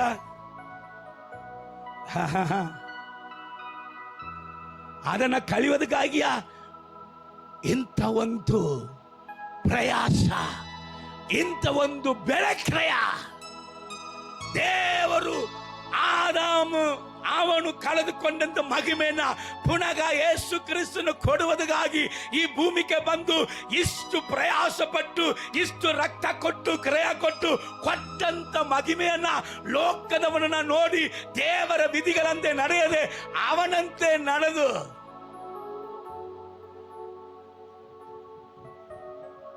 ಜೀವನ ಮಾಡುವುದಾದರೆ ಚಟ್ಟದಲ್ಲೇ ಹೋಗ್ಬೇಕು. ಹಲ್ಲೆಲೂಯಾ. ಅವನು ಅಳುತ್ತಾನೆ. ಯಾರು ಅಳುತ್ತಾನೆ? ದೇವ ಮನುಷ್ಯನ ಅಳುತ್ತಾನೆ. ದೇವರ ಹೃದಯವನ್ನ ವೇದನೆ ಪಡಿಸುವುದು ಸತ್ಯ. ನನ್ನ ಜನರು ಬಿತ್ತು ಹೋಗಿದ್ದು ಸತ್ಯ. ನನ್ನ ಜನರು ದೇವರ ಬಿಟ್ಟು ದೂರ ಹೋಗಿದ್ದು ಸತ್ಯ. ಅಪ್ಪ, ನೀನ್ ಕರುಣಾನಿಧಿ ಇದ್ದಾನೆ, ನೀ ಕರುಣಾ ಸಾಗರಂದಾನೆ. ನೀನ್ ಪುನಃ ಎಬ್ಬಿಸುವುದಿಲ್ಲವಾ? ಪುನಃ ಕಟ್ಟುವುದಿಲ್ಲವಾ? ಪುನಃ ನಿಲ್ಲಿಸುವುದಿಲ್ಲವಾ? ಪುನಃ ನಿನ್ನ ಕರುಣೆ ಇವರ ಮೇಲೆ ಇಳಿಯುವುದಿಲ್ಲವಾ? ಇನ್ನೂ ಅಳುತ್ತಾನೆ. ಹಂಗ ಅಳುತ್ತಾ ಇದ್ದಾಗ ದೇವರಿಂದ ಒಂದು ಶುಭಕರವಾದ ಮಾತು ಅವನಿಗೆ ಬರುತ್ತೆ. Hallelujah, hallelujah. ಕರ್ತನನ್ನ ಬಿಟ್ಟವರು, ನಾಶನಕ್ಕೆ ಗುರಿಯಾದವರು ಪುನಃ ಎದ್ದೇಳುತ್ತಾರ ಇಲ್ವಾ? ಪುನಃ ಸ್ಥಾನಕ್ಕೆ ಬರ್ತಾರ ಇಲ್ವಾ? ಪುನಃ ಮಹಿಮೆಗೆ ಬರ್ತಾರ ಇಲ್ವಾ? ಪುನಃ ಅವರ ಕುಟುಂಬ ಕಟ್ಟಲ್ಪಡುತ್ತದ ಇಲ್ವಾ? ಪುನಃ ಅವರ ಸೇವೆ ಕಟ್ಟಲ್ಪಡುತ್ತದ ಇಲ್ವಾ? ಪುನಃ ಅವರು ಮಹಿಮೆಯಲ್ಲಿ ನಡೆಯುತ್ತಾರ ಇಲ್ವಾ? ಯಾಕೆಂದ್ರೆ ಅವನ್ ದೇವರ ಮನುಷ್ಯನ. ಸಾಧಾರಣ ಮನುಷ್ಯನಂದ್ರೆ ಕುಟುಂಬದಲ್ಲೇ ಹೇಳ್ಬಿಡ್ತಾರೆ, ಸಾರ್ ಇದಕ್ಕೆಲ್ಲ ಹೋಗಿ ಏನು ಹೇಳ್ಬೇಡಿ ಸಾರ್, ಇದು ಏನು ಉಪಯೋಗ ಆಗುವುದಿಲ್ಲ, ನಾವೇ ಇದನ್ನ ನೀರಾಕಿ ಬಿಟ್ಟಿದೀವಿ, ಇದು ಉದ್ಧಾರ ಆಗಲ್ಲ ಅಂತಾರೆ. ಆದ್ರೆ ದೇವರ ಮನುಷ್ಯನ ಹಂಗೆ ಹೇಳಕ್ಕಾಗ್ಲಿಲ್ಲ. ಕಾರಣ ಕ್ರಿಸ್ತನ ಪ್ರೀತಿ ಅವನನ್ನು ಒತ್ತಾಯ ಪಡಿಸುತ್ತೆ. ಅವನು ಸಾಮಾನ್ಯವಾದ ವ್ಯಕ್ತಿಯಿಂದ ಹೇಳಿರ್ತಾನೆ, ದೇವ ಮನುಷ್ಯನಲ್ವೇ, ದೇವ ಮನುಷ್ಯ ಅಲ್ವೇ, ಇದು ಉದ್ಧಾರ ಆಗಲ್ಲ, ಇದನ್ನ ಮಾಡಕ್ ಆಗಲ್ಲ ಅಂತ ಹೆಂಗ ಹೇಳುತ್ತೆ? ದೇವರ ಸಮ್ಮುಖದಲ್ಲಿ ಗೋಳಾಡ್ತಾ, ಅಪ್ಪ ನಿನಗೆ ಎಲ್ಲ ಸಾಧ್ಯ, ನಿನಗೆ ಎಲ್ಲ ಸಾಧ್ಯ, ಇದು ಉದ್ಧಾರ ಆಗಲೇ ಬೇಕು. ಅವನು ಗೋಳಾಡಿದಾಗ ಕರ್ತನು ಹೇಳ್ತಾನೆ, ಮನೆಯಲ್ಲಿ ಹೋಗಿ ಓದಿ ನೋಡ್ರಿ, ಟೈಮ್ ಇಲ್ಲ. ಯೆಹೆಜ್ಕೇಲ ಪ್ರವಾದನೆ ಪುಸ್ತಕ ಅದೇ 11ನೇ ಅಧ್ಯಾಯದಲ್ಲಿ 19ನೇ ವಾಕ್ಯ 20ನೇ ವಾಕ್ಯ ಅಲ್ಲಿ ದೇವರು ಹೇಳ್ತಾರೆ, ಇಲ್ಲಪ್ಪ ಪುನಃ ಅವರನ್ನ ಎಬ್ಬಿಸ್ತೇನೆ, ಅವರ ಕಲ್ಲಾದ ಹೃದಯಗಳನ್ನ ಮೃದುವಾಗಿ ಮಾಡುತ್ತೇನೆ. ನಾನು ಯೆಹೋವ ಶಮ್ಮವಾಗಿ ದೇವರು, ನಾನು ಅವರ ಸಂಗಡ ಇರ್ತೇನೆ, ಅವರು ನನಗೆ ಮಕ್ಕಳಾಗಿರ್ತಾರೆ. ಇದು ಹೇಗಪ್ಪ ನೀನ್ ಮಾಡ್ತಿ, ಹೆಂಗಿದ ಆಗುತ್ತೆ ಅಂತ ಹೇಳುವಾಗ ಯೆಹೆಜ್ಕೇಲ ಪ್ರವಾದನೆ ಪುಸ್ತಕ ನಾವು ಆಲ್ರೆಡಿ ನೋಡಿದ್ದು. ಅವನಿಗೆ ಇನ್ನೊಂದು ದರ್ಶನ ಆಗ್ತಾ ಇದೆ. ಅವನನ್ನ ದೇವರು ಒಂದು ದೊಡ್ಡ ಸ್ಥಳದಲ್ಲಿ ಹೋಗಿ ನಿಲ್ಲಿಸಿದ್ದಾರೆ. ಅಲ್ಲಿ ಮೂಳೆಗಳೆಲ್ಲ, ಸತ್ತಂದ ಮೂಳೆಗಳೆಲ್ಲ ಬಿತ್ತವೆ. ಅದು ಕ್ರಮವಿಲ್ಲದೆ ಮೂಳೆಗಳು ಬಿತ್ತವೆ. ಈಗ ದೇವರು ಕೇಳ್ತಾರೆ, ಏ ದೇವ ಮನುಷ್ಯನೇ, ಇದರ ಒಳಗಡೆ ಜೀವ ಬರ್ತಾ? ಅವನಂತಾನೆ, ನಿನಗೆ ಗೊತ್ತಪ್ಪ, ನೀನ್ ಬಲ್ಲ ಆತನು ಎಂಬುದಾಗಿ. ಸರಿ, ಅದಕ್ಕೆ ನುಡಿ, ಏನ್ ನುಡಿಯಬೇಕು? ಅದಕ್ಕೆ ನುಡಿ, ಇದರ ಮೇಲೆ ನಾನು ಏನ್ ಮಾಡ್ತೀನಿ, ಜೀವವನ್ನ ಉಂಟು ಮಾಡುತ್ತೇನೆ ಅಂತ ನುಡಿ. ಆ ನೀನು ನುಡಿಯುವಾಗ ಮೊದಲು ಅದು ಮೂಳೆಗಳು ಅದಕ್ಕೆ ತಕ್ಕಂತ ಮೂಳೆಗಳಲ್ಲಿ ಹೋಗಿ ಏನ್ ಮಾಡ್ಕೊಳ್ತದೆ, ಸೇರ್ಕೊಳ್ಳುತ್ತೆ. ಅದರ ಮೇಲೆ ನರ ಬರುತ್ತೆ, ಅದರ ಮೇಲೆ ಮಾಂಸ ಬರುತ್ತೆ, ಅದರ ಮೇಲೆ ಚರ್ಮವು ಮುಚ್ಚಿಕೊಳ್ಳುತ್ತೆ. ಆಯ್ತು. ಈಗ ಪ್ರವಾದಿ ನುಡಿದಾಯ್ತು. ಈಗ ಏನ್ ಹೇಳ್ತದೆ ಅಲ್ಲಿ ಎಲ್ಲ ಮೂಳೆ ಎಲ್ಲ ಸೇರ್ಕೊಂಡಿತ್ತು, ನರ ಬಂತು, ಚರ್ಮ ಬಂತು, ಮೇಲ್ಗಡೆ ಮಾಂಸ ಬಂತು, ಚರ್ಮ ಎಲ್ಲ ಮುಚ್ಚಿಕೊಂಡಿದೆ. ಆದ್ರೆ ಇನ್ನೂ ಅದು ಏನಾಗ್ಲಿಲ್ಲ, ಜೀವ ಬಂದಿಲ್ಲ. ಅವನು ಹೇಳ್ತಾನೆ, ದೇವರೇ ಎಲ್ಲ ಬಂತು, ಜೀವ ಬಂದಿಲ್ಲ. 100 ವರ್ಷ ಹಿಂದೇನೆ ಬೆಳಗಾಮಿಗೆ ಮಿಷನರಿಗಳು ಬಂದವರೆ, ಕರ್ನಾಟಕ ರಾಜ್ಯಕ್ಕೆ ಮಿಷನರಿಗಳು ಬಂದವರೆ, ಅನೇಕ ಸಭೆಗಳು ಉಂಟಾಗಿದ್ದು ಸತ್ಯ. ಆದ್ರೆ ಇವತ್ತು ಅನೇಕ ಸಭೆಗಳು ಮುಚ್ಚಲ್ಪಟ್ಟಿದ್ದು ಸತ್ಯ. ಅನೇಕ ಮೇನ್ ಲೈನ್ ಚರ್ಚ್ಗಳ ಮೂಲಕ ಏನ್ ನಡೆದಿತ್ತಂದ್ರೆ, ನರ ಬಂತಯ್ಯ, ಅಲ್ಲಿ ಮಾಂಸ ಬಂತಯ್ಯ, ಅಲ್ಲಿ ಚರ್ಮವು ಮುಚ್ಕೊಂಡಿದೆಯ, ಆದ್ರೆ ಏನ್ ಬಂದಿಲ್ಲ, ಜೀವ ಬಂದಿಲ್ಲ. ರೈಟ್. ಜೀವವೇ ಇಲ್ಲದೆ ಇರುವಂತ ಶರೀರಕ್ಕೆ ನೀವು ಏನು ಹೆಸರು ಕೊಡ್ತೀರಾ? ಸ್ವಲ್ಪ ಸೌಂಡ್ ಆಗಿ ಹೇಳಿ. ಎಣ ಇಟ್ಕೊಂಡು ಏನಾದ್ರೂ ಮಾಡಕ್ಕಾಗತ್ತಾ? ಬಿಡಿ, ಒಂದು ಕಾಫಿ ಆದ್ರೂ ಮಾಡಿ ಕೊಡ್ತಾ? ಅನಿಲ್ ಟೈರ್ಡ್ ಆಗಿ ಬಂದೋಣ, ಒಂದು ಎಣ ಕೂತಿದೆ ಅಂತ ತಿಳ್ಕೊಳ್ಳಿ. ನಗ್ಗಿದ್ರೆ ನಿಮ್ಮ ಹೆಸರು ಹೇಳ್ತೀವಿ. ಅಲ್ಲೇ ಹೇಳುವಯ್ಯ, ಹೆಸರು ಹೇಳಿದೇನು ತಪ್ಪಿಲ್ಲ, ನನ್ನ ಮಗ ಹೆಸರು. ಅಲ್ಲೇ ಹೇಳು, ಏನ ಬಂದು ಒಂದು ಕಾಫಿ ಮಾಡಿಕೊಡಿ, ನಾನು ಟಯರ್ಡ್ ಆಗಿರ್ತೀನಿ. ಮಾಡಿಕೊಡ್ತಾ? ಅನೇಕ ಮೈನ್ ಲೈನ್ ಚರ್ಚಸ್ ಬಂತು, ಆದ್ರೆ ಏನಿಲ್ಲ, ಜೀವ ಇಲ್ಲ. ಅಲ್ಲೇ ಹೇಳುವಯ್ಯ, ಏನಿಲ್ಲ, ಜೀವ ಇಲ್ಲ. ಈಗ ಜೀವ ಬಂದ್ರೆ ಅದು ಏನಾಗುತ್ತೆ, ಎದ್ದು ನಡೆಯುತ್ತೆ, ಕಾರ್ಯಗಳನ್ನ ಮಾಡುತ್ತೆ, ಜಯಿಸುತ್ತೆ, ಎಲ್ಲ ಆಕ್ಟಿವೇಟ್ ಆಗುತ್ತೆ. ಈಗ ಜೀವವನ್ನ ದೇವರು ಎಲ್ಲಿ ಇಟ್ಟಾರೆ ಅಂತ ಕೇಳುವಾಗ, ಎಗೆಚ್ಕೇಲ ಪ್ರವಾದನೆ ಪುಸ್ತಕ, ಪರಿಶುದ್ಧ ಬೈಬಲ್ ಅಲ್ಲಿ ಓದ್ತೀನಿ, ಬೇಕಾದ್ರೆ ಲಾಸ್ಟ್ ವಾಕ್ಯ ಓದಿ ತೋರಿಸ್ಬಿಡ್ತೀನಿ. ಓದ್ ಮಗಳೇ. ನನ್ನ ಆತ್ಮವನ್ನು ನಿಮ್ಮ ಒಳಗಡೆ ಇಟ್ಟಾಗ. ಸರ್, ವಾಕ್ಯ ಗೊತ್ತು ಸರ್, ಅವ್ರಿಗಿಂತ ಹೆಚ್ಚಾಗಿ ಗೊತ್ತು ಸರ್. ಮತ್ತೆ ಮಾರ್ಕ, ಲೂಕ, ಯೋಗಾನ ಎಲ್ಲ ಗೊತ್ತು ಸರ್, ಆದ್ರೆ ಆತ್ಮ ಇಲ್ಲ ಸರ್. ಸತ್ಯವೇದ ಹೇಳುತ್ತೆ, ಕ್ರಿಸ್ತನ ಆತ್ಮವು ಯಾರಲ್ಲಿ ಇಲ್ಲವೋ ಅವರು ಕ್ರಿಸ್ತನವರೇ ಅಲ್ಲ. ಈಗ ಸಭೆಗಳಿಗೆ ಬೇಕಾಗಿರುವುದು ಏನು? Spirit of god. ಅಲ್ಲಿ ದೇವರು ಹೇಳಿದರು, ಮತ್ತೆ ಆ ಸ್ವಾರ್ತೆ 28ನೇ ಅಧ್ಯಾಯ ಶಿಷ್ಯರುಗಳಿಗೆ ಹೇಳಿದರು ಏನಂತ, ಯುಗದ ಸಮಾಪ್ತಿ ತನಕ ನಾನು ನಿಮ್ಮ ಸಂಗಡ ಇದೀನಿ ಅಂತ ಹೇಳ್ಬಿಟ್ಟು, ಯೇಸ್ವಾಮಿ ಅಪೊಸ್ತಲ ಕೃತ್ಯಗಳ 1ನೇ ಅಧ್ಯಾಯದಲ್ಲಿ ಅವರ ಮುಂದೆನೆ ಪರಲೋಕ ಏರಿ ಹೋಗ್ಬಿಟ್ಟವರೆ. ಹಲ್ಲೆಲೂಯಾ. ಯೇಸ್ವಾಮಿ ಸುಳ್ಳು ಹೇಳಿದ್ರ? ಇಲ್ಲ. ಯುಗದ ಸಮಾಪ್ತಿ ತನಕ ನಮ್ಮ ಸಂಗಡ ಯೇಸ್ವಾಮಿ ಹೇಳಿದಂತ ಮಾತು ಇರುವುದು ಸತ್ಯ. ಯುಗದ ಸಮಾಪ್ತಿ ತನಕ ಸಭೆಯ ಸಂಗಡ, ನಿಮ್ಮ ಸಂಗಡ, ನನ್ನ ಸಂಗಡ ದೇವರು ಇರಬೇಕಂದ್ರೆ ಯೇಸ್ವಾಮಿ ಹೇಳಿದರು, ನಾನು ಏರಿ ಹೋಗುವುದು ನಿಮಗೆ ಒಳ್ಳೆಯದು, ತಂದೆಯ ಬಳಿಯಿಂದ ತಂದೆಯ ಆತ್ಮನನ್ನ ನಿಮಗೆ ಕಳಿಸಿಕೊಡುವೇನು. ಆತನ ಹೆಸರು ಸತ್ಯ ಆತ್ಮನು. ಆತನು ನಿಮ್ಮಲ್ಲಿ ಬಂದಾಗ ಸದಾ ಕಾಲವು ನಿಮ್ಮ ಸಂಗಡ ಇರ್ತಾನೆ. Hallelujah, hallelujah. ಸುವಾರ್ತೆ ಕೇಳಿದ್ರಿ ಉತ್ತಮ, ವಾಕ್ಯ ಕೇಳಿದ್ರಿ ಉತ್ತಮ. ಆತ್ಮೀಗ ಜೀವಿತ ಇಲ್ಲದಿದ್ದರೆ ಸತ್ತಂದ ಜೀವನ ಆಶೀರ್ವಾದಕ್ಕೆ ಯೋಗ್ಯರಾಗಿ ಆಗುವುದಕ್ಕೆ ಸಾಧ್ಯವೇ ಇಲ್ಲ. ದೇವರ ಆತ್ಮನ ಪ್ರಸನ್ನತೆ ಬೇಕಲ್ಲಿ ಹೇಳ್ತಾ ಇದೆ. ಆತ್ಮನು ಬಂದಾಗ ಏನಾಗುತ್ತೆ? ನನ್ನ ಆತ್ಮವನ್ನ ನಿಮ್ಮ ಒಳಗಡೆ ಇಟ್ಟಾಗ ನೀವು ಬದುಕುವಿರಿ, ಪುನಃ ಕಟ್ಟಲ್ಪಡುವಿರಿ, ಪುನಃ ದೇವರ ಮಹಿಮೆಯನ್ನು ಹೊಂದಿಕೊಳ್ಳುವಿರಿ, ಪುನಃ ನೀನು ಕಳೆದುಕೊಂಡ ಎಲ್ಲವನ್ನು ಕೂಡ ಮತ್ತೆ ಹೊಂದಿಕೊಳ್ಳಿ. Hallelujah, hallelujah. ಪರಿಶುದ್ಧ ಆತ್ಮನು ನಿನ್ನ ಮೇಲೆ ಕೊಡುತ್ತೇನೆ, ನೀನು ಬದುಕುವಿ. ಆಮೇಲೆ ಓದ್ ಮಗಳೇ. ಮತ್ತು ನಾನು ನಿಮ್ಮನ್ನು ನಿಮ್ಮ ಸ್ವಂತ ದೇಶದಲ್ಲಿರಿಸುವೆನು. ನಿಮ್ಮ ಸ್ವಂತ ದೇಶದಲ್ಲಿ, ಹಂಗಂದ್ರೆ ನಿನ್ನ ಸ್ಥಾನ, ನಿನ್ನ ಮಾನ, ನಿನ್ನ ಮಹಿಮೆಯಲ್ಲಿ ನಿನ್ನನ್ನು ಇರಿಸುವೇನು. ಆಮೇಲೆ ನಾನೇ ಕರ್ತನು ಮಾತನಾಡಿ ನಡೆಸಿದ್ದೇನೆಂದು ನೀವು ತಿಳಿಯುವಿರಿ. ಹಳೆಯ ಒಡಂಬಡಿಕೆಯಲ್ಲಿ ಯೆಹೋವ ಶಮ್ಮ, ತಂದೆಯಾದ ದೇವರ ಆತನು ನಮ್ಮ ಸಂಗಡ ಇರುವುದನ್ನು ನೋಡಿದ್ದೇವೆ. ಹೊಸ ಒಡಂಬಡಿಕೆಯಲ್ಲಿ ಇಮ್ಮಾನುವೇಲನಾಗಿ ಯೆಹೋವ ಶಮ್ಮವಾಗಿ ಯೇಸು ಕ್ರಿಸ್ತನು ಇರುವುದನ್ನು ನೋಡಿದ್ದೇವೆ. ಆದರೆ ಈ ತಂದೆಯನ್ನು, ಈ ಯೇಸು ಕ್ರಿಸ್ತನನ್ನು ನಮ್ಮ ಒಳಗಡೆ ನಾವು ಇಟ್ಟುಕೊಳ್ಳಬೇಕಂದ್ರೆ ಯೇಸ್ವಾಮಿ ಹೇಳ್ತಾ ಇದ್ದಾರೆ, ನಾನು ನಿನಗೆ ಕಲಿಸಿಕೊಡುವಂಥ ಪರಿಶುದ್ಧ ಆತ್ಮನು ನಿನ್ನ ಒಳಗಡೆ ಬಂದಾಗ ನಾನು ತಂದೆಯು ನಿನ್ನ ಒಳಗೆ ಬಂದು ಬಿಡಾರವನ್ನು ಮಾಡಿಕೊಳ್ಳುವೆ. ಹಾಗಾದರೆ ಇವತ್ತು ನಮ್ಮ ಸಂಗಡ ಇರುವುದಕ್ಕಾಗಿ ಪರಿಶುದ್ಧ ಆತ್ಮನು ಎಂಬುದಾದ ಯೆಹೋವ ಶಮ್ಮವನ್ನು ಕರ್ತ ನಮಗಾಗಿ ಕಟ್ಟಿದ್ದಾನೆ. ಹಲ್ಲೆಲೂಯಾ. ಆತ್ಮನಲ್ಲಿ ಪ್ರಾರ್ಥಿಸಬೇಕು, ಆತ್ಮನಲ್ಲಿ ಆರಾಧಿಸಬೇಕು.